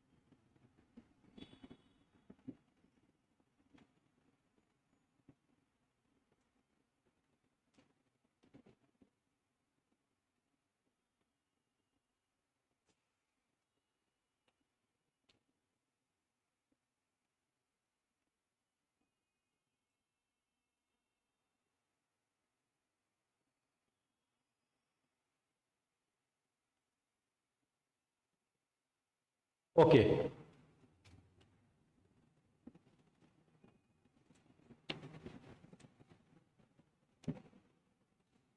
না রে ভাই, শেষ করলে হবে না, আরেকটু পড়াইতে হবে, আরেকটু আছে, খুব বেশি নাই। ঠিক আছে, দেখেন ভূ উপগ্রহ কেন্দ্র, দেখেন ভূ উপগ্রহ কেন্দ্র কি? ঠিক আছে, ভূ উপগ্রহ কেন্দ্র কি? ভূ উপগ্রহ কেন্দ্র কি বলা হচ্ছে? আন্তর্জাতিক টেলিযোগাযোগের মাধ্যম। এই আন্তর্জাতিক টেলিযোগাযোগের মাধ্যমকে কি বলা হয়? ভূ উপগ্রহ কেন্দ্র বলা হয়। তাহলে ভূ উপগ্রহ কেন্দ্র কি? আন্তর্জাতিক টেলিযোগাযোগের মাধ্যম। বাংলাদেশের মোট ভূ উপগ্রহ কেন্দ্র আছে হচ্ছে 4টা। কয়টা? 4টা। কি কি দেখেন, একটা হচ্ছে রাঙামাটি বেতুবুনিয়ায় 1975 সালে প্রথম ভূ উপগ্রহ কেন্দ্র, এরপর গাজীপুরের তালিলাবাদ 1982 সালে, এরপর ঢাকার মহাখালী 1995 সালে, ঢাকার মহাখালী 1995, আর সর্বশেষ হচ্ছে সিলেট 1997। অর্থাৎ বাংলাদেশের ভূ উপগ্রহ কেন্দ্র হচ্ছে 4টা। একটা হচ্ছে রাঙামাটির বেতুবুনিয়া, একটা গাজীপুরের তালিলাবাদ, একটা হচ্ছে ঢাকার মহাখালী, আর একটা রয়েছে কি? আর একটা রয়েছে হচ্ছে সিলেট। ঠিক আছে, বলা হচ্ছে মহাখালী ভূ উপগ্রহ কেন্দ্র আন্তর্জাতিক টেলিযোগাযোগের মাধ্যম ছাড়াও আন্তর্জাতিক স্টক এক্সচেঞ্জের কাজ করে, মানে শেয়ার বাজারের কাজ করে। বোঝা গেছে? আন্তর্জাতিকের শেয়ার বাজারের হচ্ছে কাজ করে। বোঝা গেছে এই পর্যন্ত? তাহলে ভূ উপগ্রহ কেন্দ্র হচ্ছে আন্তর্জাতিক টেলিযোগাযোগের মাধ্যম। ঠিক আছে, বাংলাদেশের মোট ভূ উপগ্রহ কেন্দ্র হচ্ছে 4টা। কয়টা? 4টা।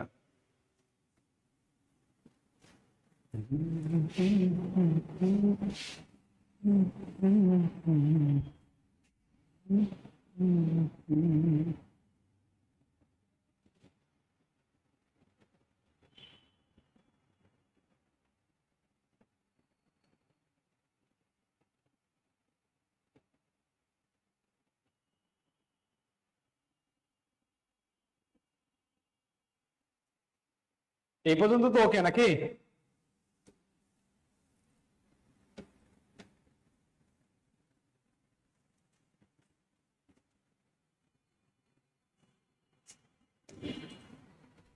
দেখেন পাহাড় পর্বত আর নদ নদী পড়িয়ে শেষ করে দিব ভাই, কেমন? পাহাড় পর্বত আর নদ নদী পড়িয়ে শেষ করে দেবো, অল্প একটু, 10 মিনিটে শেষ হয়ে যাবে। আচ্ছা, এই পর্যন্ত ক্লিয়ার হয়েছে না?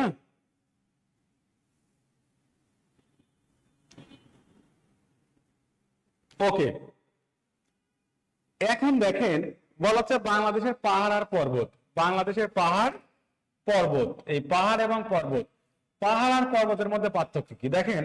বলা হচ্ছে 600 থেকে 1000 মিটার উঁচু, 1000 মিটার উঁচু,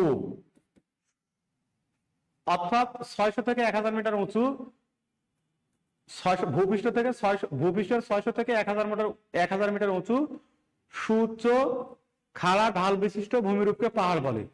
আর এই 1000 থেকে উপরে যত যাবে, 1000 থেকে উপরে যত যাবে, যত উঁচু হবে, ওইগুলো হবে পর্বত। ওইগুলো হবে কি? পর্বত। আর 600 থেকে 1000 মিটার উঁচু হলে সেটা হবে পাহাড়, আর 1000 মিটারের উপর হলে সেগুলো কি হবে? ওইগুলো হচ্ছে পর্বত। ঠিক আছে? তো বলা হয় বাংলাদেশের পাহাড় সমূহ গঠিত হয়েছে টারশিয়ারি যুগে। ওই যে আপনাদের ভূপ্রকৃতি অনুসারে পড়লাম না, 3 ভাগে ভাগ করা যায়, যে টারশিয়ারি যুগের পাহাড়। তো বাংলাদেশের প্রাচীনতম ভূমিরূপ হচ্ছে ওই টারশিয়ারি যুগের পাহাড়, ওই টারশিয়ারি যুগের পাহাড়। ঠিক আছে? ওই টারশিয়ারি যুগের কি? পাহাড়। ঠিক আছে? টারশিয়ারি যুগের পাহাড়। এরপর দেখেন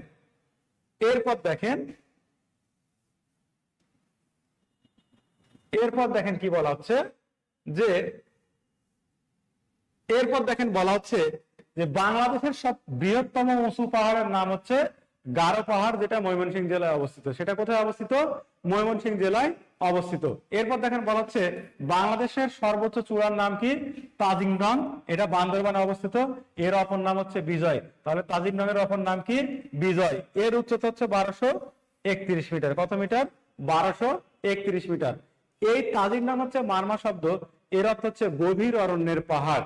তাহলে বাংলাদেশের হচ্ছে সবচেয়ে উঁচু পাহাড়ের নাম হচ্ছে গারো পাহাড়, আর সর্বোচ্চ পাহাড়ের চূড়ার নাম বা পর্বতের চূড়ার নাম হচ্ছে তাজিংডং।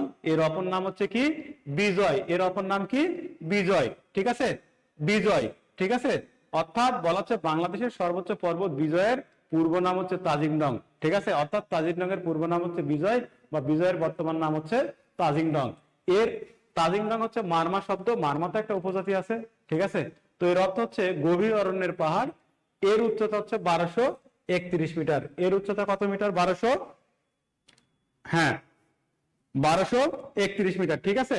1231 মিটার। এরপর দেখেন বলা হচ্ছে বাংলাদেশের দ্বিতীয় সর্বোচ্চ পর্বত শৃঙ্গের নাম হচ্ছে কেওক্রাডং। দ্বিতীয় সর্বোচ্চ পর্বত শৃঙ্গের নাম কি?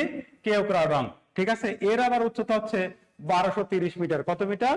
1230 মিটার। এরপর দেখেন একটা গুরুত্বপূর্ণ প্রশ্ন বলা হচ্ছে বাংলাদেশের পাহাড় সমূহ ভাঁজ পর্বত শ্রেণী।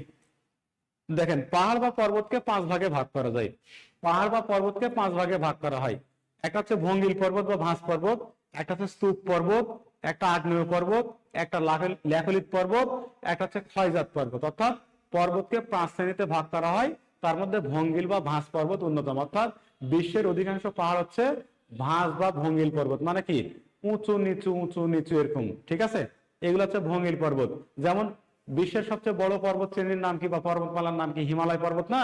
ওই হিমালয় পর্বত কিন্তু ভঙ্গিল পর্বত। তো বাংলাদেশের অধিকাংশ পাহাড় হচ্ছে ভাঁজ, মানে উঁচু নিচু এরকম। ঠিক আছে? এটাকে ভঙ্গিল পর্বত বা ভাঁজ পর্বত বলা হয়। তো বাংলাদেশের অধিকাংশ পাহাড় হচ্ছে ভাঁজ পর্বত বা ভঙ্গিল পর্বত। এরপরে দেখেন একটা গুরুত্বপূর্ণ পাহাড় হচ্ছে আলুটিলা পাহাড়। দেখেন এই আলুটিলা পাহাড় কোথায় অবস্থিত? দেখেন বলা হচ্ছে আলুটিলা পাহাড় হচ্ছে খাগড়াছড়িতে অবস্থিত। ঠিক আছে? আবার বাংলাদেশের একটা গুরুত্বপূর্ণ পাহাড় আছে, ওই পাহাড়ের নাম হচ্ছে কুলাউড়া পাহাড়। ওই কুলাউড়া পাহাড় হচ্ছে মৌলভীবাজারে অবস্থিত, যেখানে ইউরেনিয়াম পাওয়া যায়। কি পাওয়া যায়? ইউরেনিয়াম পাওয়া যায়। এই প্রশ্নটা অনেকবার আসছে। বলা হয় যে বাংলাদেশের কোন পাহাড়ে ইউরেনিয়াম পাওয়া যায়? এই মৌলভীবাজারের কুলাউড়া পাহাড়ে কি পাওয়া যায়? ইউরেনিয়াম পাওয়া যায়। ঠিক আছে? এরপর আরেকটা প্রশ্ন দেখেন বলা হচ্ছে কি, নিচের আরেকটা প্রশ্ন, যে হিন্দুদের তীর্থস্থানের জন্য বিখ্যাত চন্দ্রনাথের পাহাড়, এটা চট্টগ্রামের সীতাকুণ্ডে অবস্থিত। ঠিক আছে? তাহলে হিন্দুদের তীর্থস্থানের জন্য বিখ্যাত পাহাড়ের নাম কি? সীতাকুণ্ড পাহাড়। চন্দ্রনাথের সীতাকুণ্ড পাহাড়। ঠিক আছে? চন্দ্রনাথের পাহাড় বা সীতাকুণ্ড পাহাড়, এটা চট্টগ্রামে অবস্থিত। এরপর দেখেন আরেকটা প্রশ্ন বলা হচ্ছে কি, চিম্বুক পাহাড়, এটা একটা পাহাড়ের নাম। এই চিম্বুক পাহাড় হচ্ছে বান্দরবানে অবস্থিত, যেখানে মারমা উপজাতিরা বাস করে। এই পাহাড়কে কালা পাহাড় বা পাহাড়ের রানী বলা হয়। প্রশ্ন হয় কোন পাহাড়কে কালা পাহাড় বা পাহাড়ের রানী বলা হয়? এই চিম্বুক পাহাড়কে কালা পাহাড় বা পাহাড়ের রানী বলা হয়। তাহলে বাংলাদেশের যে পাহাড়কে কালা পাহাড় বা পাহাড়ের রানী বলা হয় সেটা হচ্ছে চিম্বুক পাহাড়। কোন পাহাড়? চিম্বুক পাহাড়। এরপরে দেখেন বলা হচ্ছে যে বাংলাদেশের পাহাড়ি এলাকার গড় উচ্চতা 2000 ফুট থেকে 2000 ফুট বা 610 মিটার প্রায়। এরপর আবার পরের প্রশ্ন তো পড়া আছে, ওকে, এটা বাদ।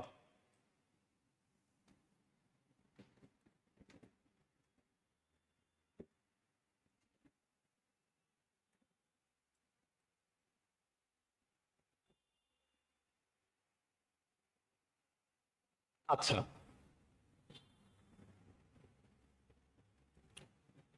এরপরে দেখেন বাংলাদেশের কিছু ভৌগোলিক উপনাম আছে। হ্যাঁ, বাংলাদেশের কিছু ভৌগোলিক উপনাম আছে, এটা আপনারা সবাই জানেন, এগুলো আপনারা হচ্ছে সবাই জানেন, ঠিক আছে, এগুলো আপনারা হচ্ছে সবাই জানেন। দেখেন বলা হচ্ছে নদীমাতৃক দেশ বাংলাদেশ, ভাটির দেশ বাংলাদেশ, পৃথিবীর বৃহত্তম বদ্বীপ বাংলাদেশ, সোনালী আঁশের দেশ বাংলাদেশ, বাংলাদেশের প্রবেশদ্বার চট্টগ্রাম, বাণিজ্যিক রাজধানী চট্টগ্রাম, 12 আউলিয়ার শহর চট্টগ্রাম, বাংলার শস্য ভান্ডার বা বাংলার ভেনিস বরিশাল। আবার বলা হচ্ছে 360 আউলিয়ার শহর হচ্ছে সিলেট, হিমালয়ের কন্যা বলায় পঞ্চগড়কে, পশ্চিমা বাহিনীর নদী বলায় বিল ডাকাতিয়াকে, মসজিদের শহর ঢাকা, রিকশার নগরী ঢাকা, কুমিল্লার দুঃখ গৌমতী, চট্টগ্রামের দুঃখ চাকতাই খাল, সাগরকন্যা বলায় পটুয়াখালীকে, আবার সাগরদ্বীপ বলায় ভোলাকে, প্রাশ্চেপ ডান্ডি নারায়ণগঞ্জ, আর উত্তরাঞ্চলের লাইফ লাইন বলা হচ্ছে তিস্তা নদীকে। কাকে বলা হয়? তিস্তা নদীকে। ঠিক আছে, এই পর্যন্ত বোঝা গেছে কিনা একটু বলেন তো।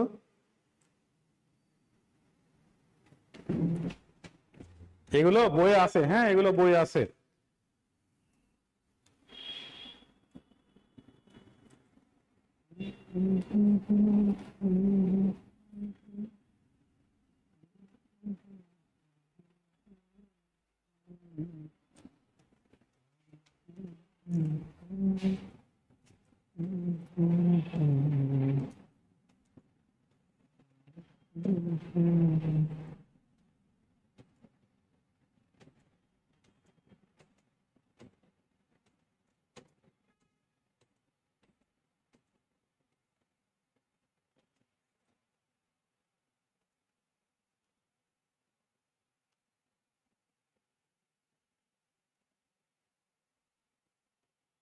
আচ্ছা,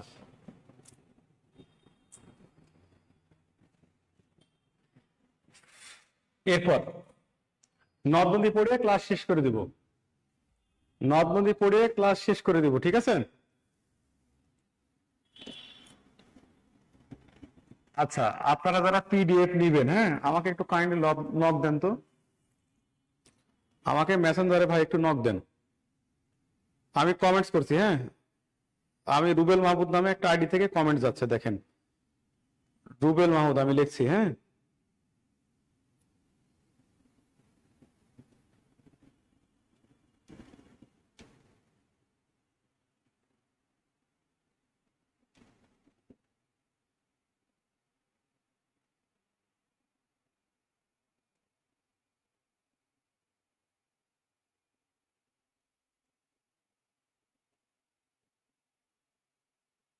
ওই আইডিতে সবাই আমাকে নক দিলে আমি পিডিএফ দিয়ে দেবো, ঠিক আছে।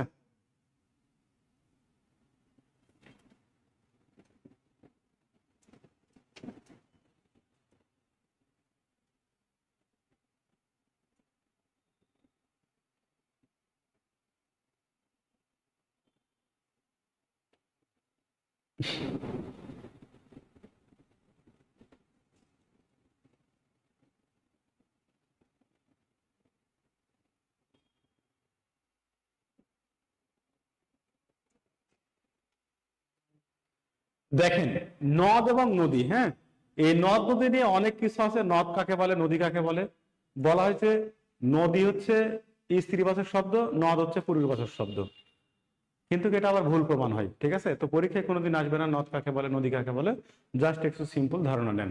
দেখেন, আচ্ছা দেখেন বলা হচ্ছে বাংলাদেশের মোট আন্তঃসীমা বা অভিন্ন নদী, আন্তঃসীমা বা অভিন্ন নদী কি, এটাকে বলা হচ্ছে সীমান্তবর্তী নদী। কি? সীমান্তবর্তী নদী, সীমান্তবর্তী নদী অর্থাৎ ভারত থেকে বাংলাদেশে কিছু নদী আসছে, আবার মিয়ানমার থেকে কিছু নদী বাংলাদেশে আসছে, এগুলাকে বলা হচ্ছে আন্তঃসীমা বা অভিন্ন নদী। তো এই আন্তঃসীমা বা অভিন্ন নদী হচ্ছে বাংলাদেশে মোট 57টি, ভারত থেকে আসছে 54টি, ভারত থেকে কয়টা আসছে, ভারত থেকে 54টি, আর মিয়ানমার থেকে হচ্ছে 3টি, মিয়ানমার থেকে কয়টি, 3টি। তাহলে বাংলাদেশের আন্তঃসীমা বা অভিন্ন নদী হচ্ছে হ্যাঁ পিডিএফ দিব ভাই, অসুবিধা নেই, পিডিএফ দিয়ে দিব নি।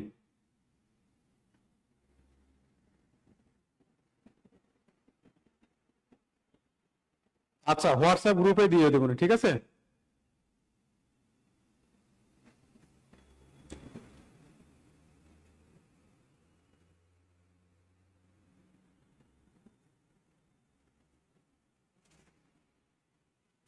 হ্যাঁ হ্যাঁ ঠিক আছে। না পিডিএফ এর জন্য 1 টাকা পেমেন্ট করতে হবে না, এটা আমার লেকচার শিট, আমি দিচ্ছি আপনাদের।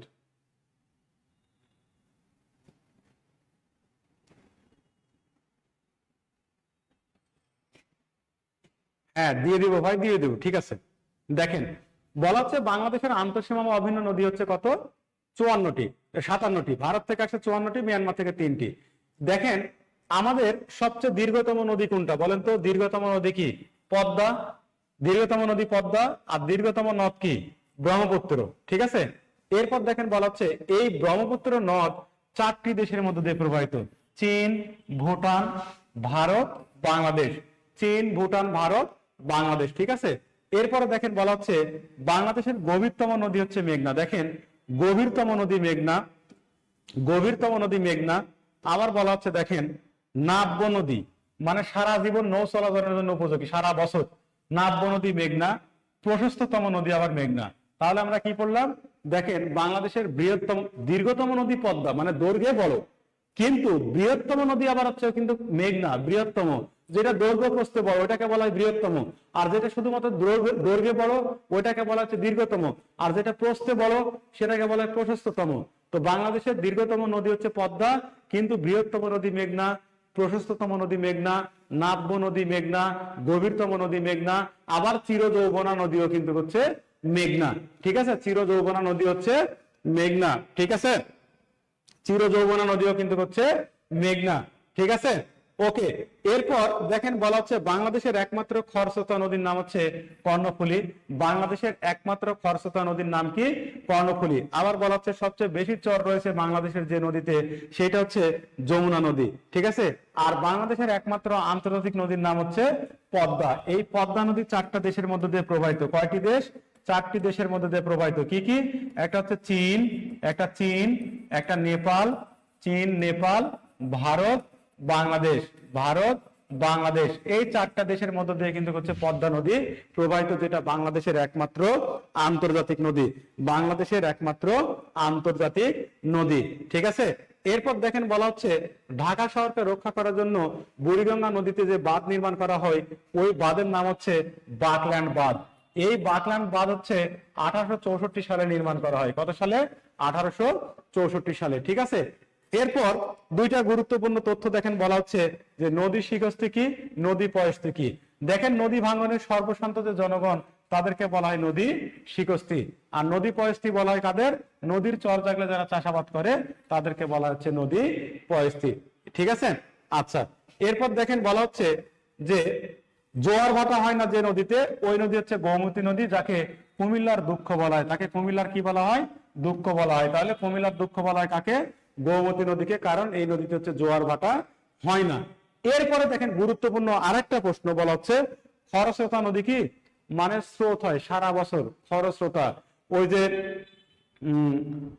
সোনার তরী কবিতা পড়েছেন না রবীন্দ্রনাথের, সোনার তরী কবিতা, খুর পরশা মানে খুরের মতো ধারালো স্রোত, খুরের মতো ধারালো স্রোত, মানে সারা বছর যে নদীতে স্রোত হয় ওটাকে বলা হয় খরস্রোতা নদী, ঠিক আছে। তো কর্ণফুলী নদী বাংলাদেশের একমাত্র নদী যেখানে সারা বছর স্রোত হয়, যার কারণে তাকে খরস্রোতা নদী বলা হয়, ঠিক আছে।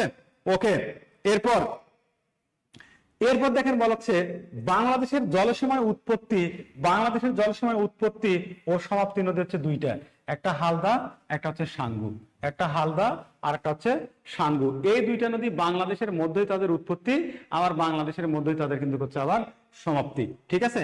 এরপরে দেখেন বলা হচ্ছে প্রাচীন পুণ্ডবদ্ধ নগরী গড়ে উঠেছিল করতোয়া নদীর তীরে, এটা বগুড়ায় অবস্থিত।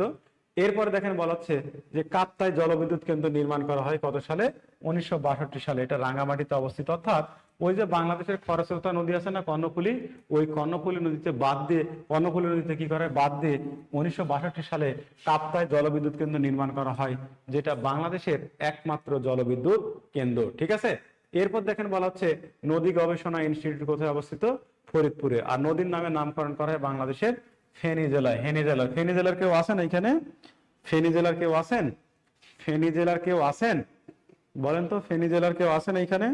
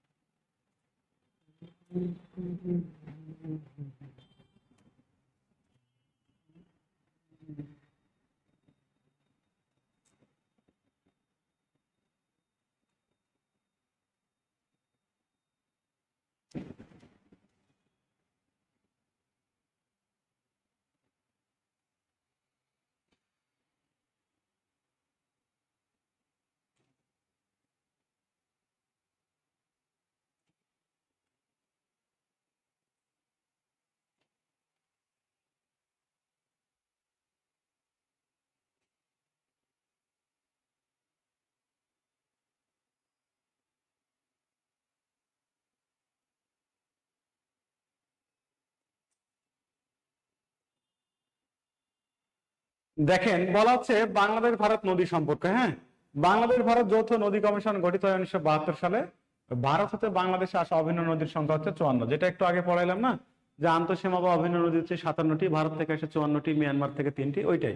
এরপর বলা হচ্ছে বাংলাদেশ ও ভারতকে পৃথক করেছে হচ্ছে হাড়িয়াভাঙ্গা নদী। দেখেন, বাংলাদেশ এবং ভারত, এই এই ভারতকে এবং বাংলাদেশকে পৃথক করেছে হাড়িয়াভাঙ্গা নদী, সাতক্ষীরায় অবস্থিত।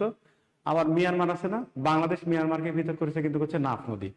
এরপরে দেখেন, বলা হচ্ছে বাংলাদেশ থেকে ভারতে গিয়ে পুনরায় বাংলাদেশে প্রবেশ করছে আত্রাই, পুনর্ভবা, টাঙ্গন নদী। এরপর দেখেন, ফারাক্কা বাঁধ নির্মাণ করা হয় ওই গঙ্গা নদীর তীরে, মানে পদ্মা নদীর উপরে।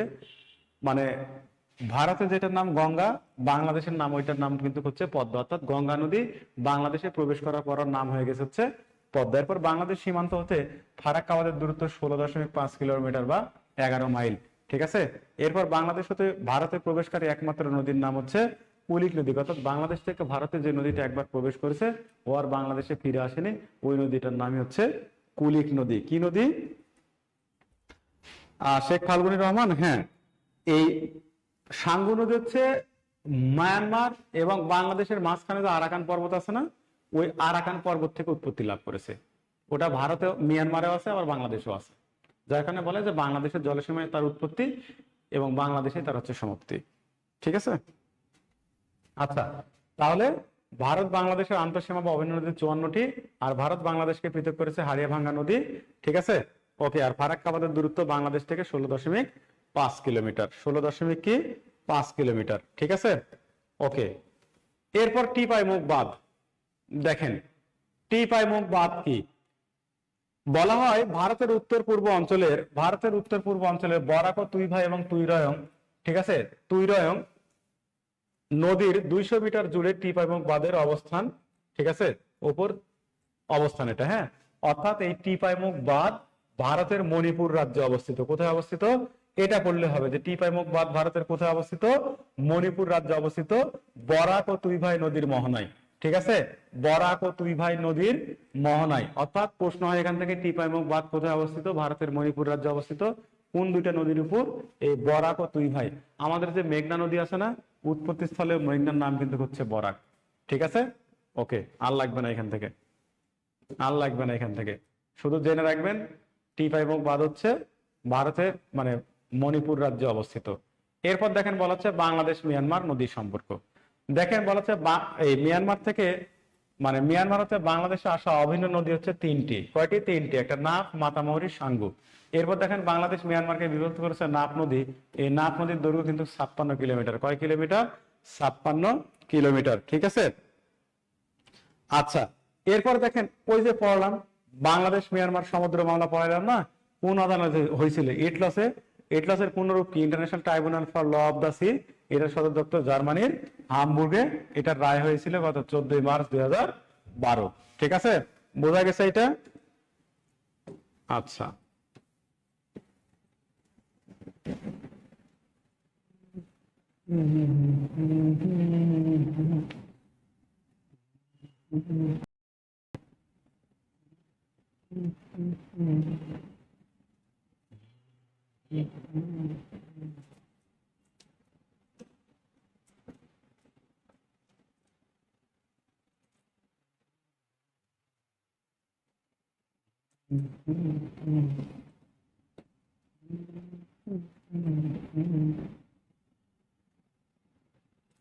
এরপরে দেখেন কিছু নদীর বর্তমান নাম এবং পূর্ব নাম, কিছু নদীর বর্তমান নাম এবং পূর্ব নাম। দেখেন বলা হচ্ছে এই যমুনা নদীর পূর্ব নাম কি? জোনাই নদী। বুড়িগঙ্গার পূর্ব নাম কি? দোয়া নদী বা দোলাই খাল। এই দোলাই খাল খনন করে কিন্তু কি ইসলাম খান। হ্যাঁ, এরপর ব্রহ্মপুত্র নদীর পাঁচের নাম কি? লোহিত। আর পদ্মা নদীর পাঁচের নাম কি? কীর্তিনাশা। ঠিক আছে, তাহলে যমুনা নদীর পূর্ব নাম জোনাই নদী, বুড়িগঙ্গা নদীর হচ্ছে পূর্ব নাম হচ্ছে দোলাই নদী বা দোলাই খাল, ব্রহ্মপুত্র নদীর প্রাচীন নাম হচ্ছে লোহিত, আর পদ্মা নদীর প্রাচীন নাম কি? কীর্তিনাশা। পদ্মা নদীর প্রাচীন নাম হচ্ছে কি? কীর্তিনাশা। ঠিক আছে, পূর্ব নাম হচ্ছে কীর্তিনাশা। ঠিক আছে, ওকে।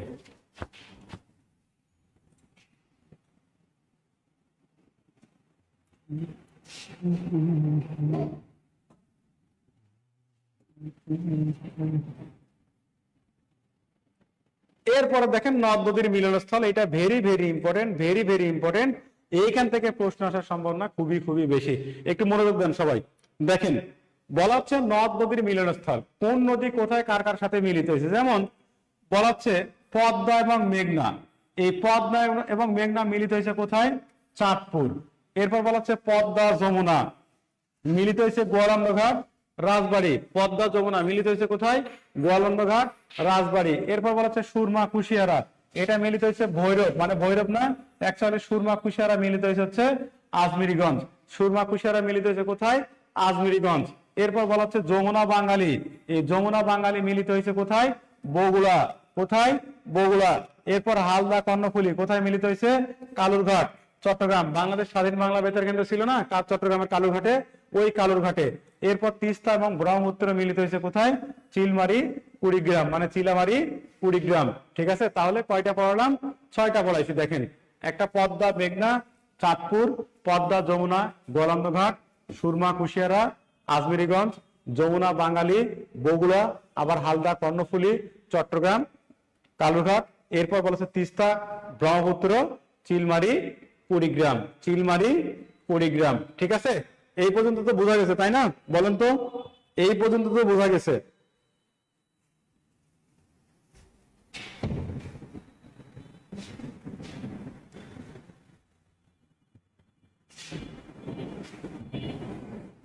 ওকে, এখান থেকে প্রশ্ন আসবে কিন্তু, নদ নদীর মিলনস্থল থেকে প্রশ্ন আসবে ইনশাল্লাহ, এটা মাথায় রাখবেন, এখান থেকে প্রশ্ন আসবে ইনশাল্লাহ। ঠিক আছে,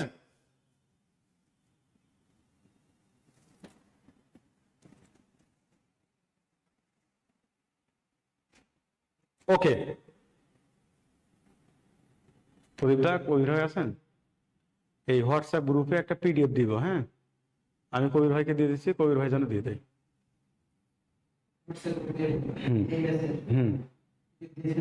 দিব, কাকে দেবো? আপনাকে দিলে আপনি দিবেন? কবির ভাইকে দিব, ওকে ঠিক আছে। কারণ আজকের ক্লাস অনেক লং ক্লাস, 2 ঘন্টা ক্লাস এবং অনেক পড়ানো হয়েছে। ঠিক আছে, আচ্ছা। এরপর দেখেন নদ নদীর শাখা নদী কি উপনদী কি, এইটা আমাদের লাগবে। হ্যাঁ, নদ নদীর শাখা নদী উপনদী এইটা আমাদের লাগবে, এইটা আমাদের হচ্ছে লাগবে। নদ নদীর শাখা নদী কি উপনদী কি দেখেন। আচ্ছা, শাখা নদী কাকে বলে উপনদী কাকে বলে দেখেন।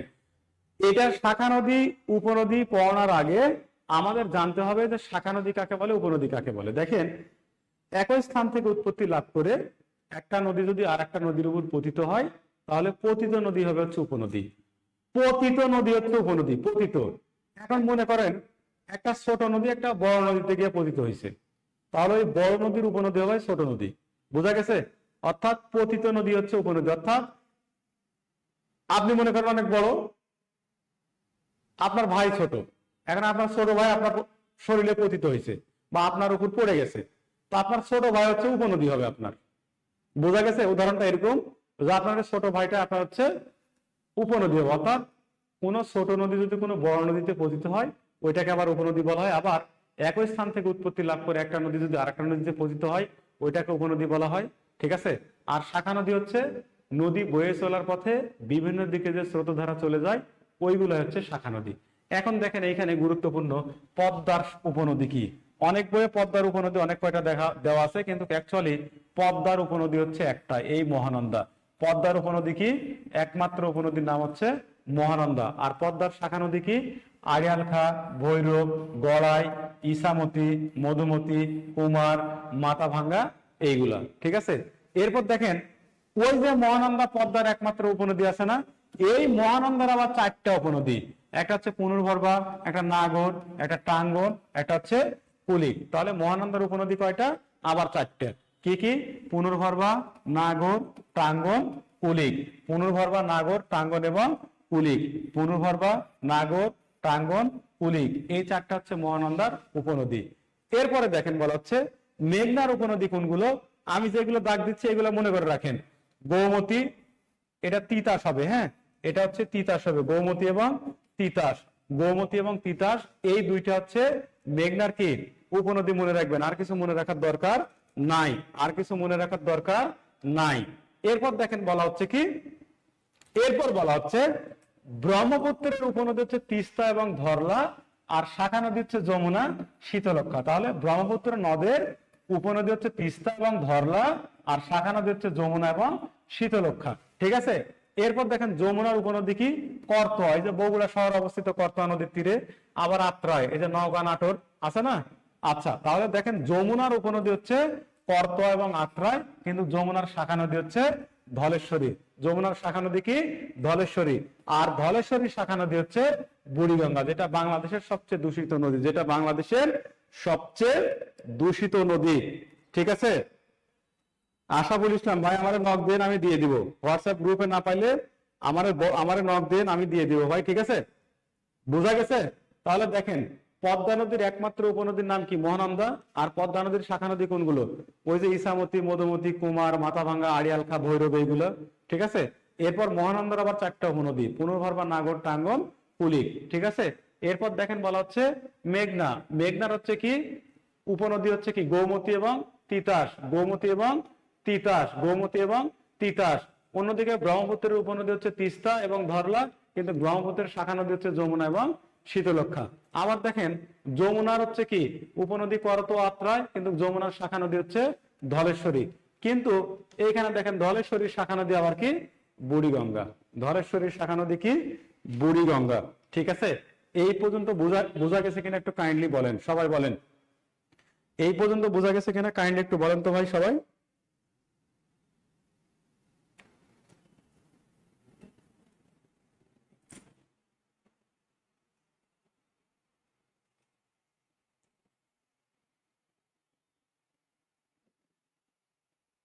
এই পর্যন্ত বোঝা গেছে বলেন।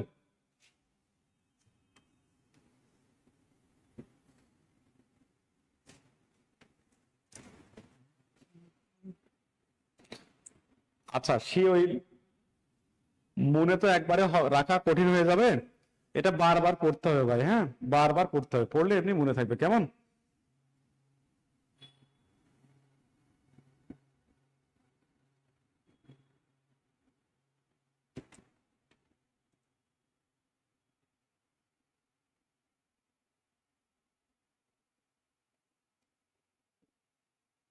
ওকে,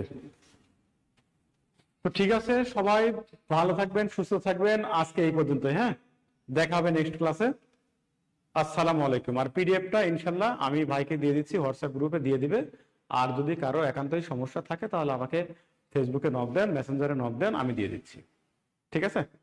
আল্লাহ হাফেজ।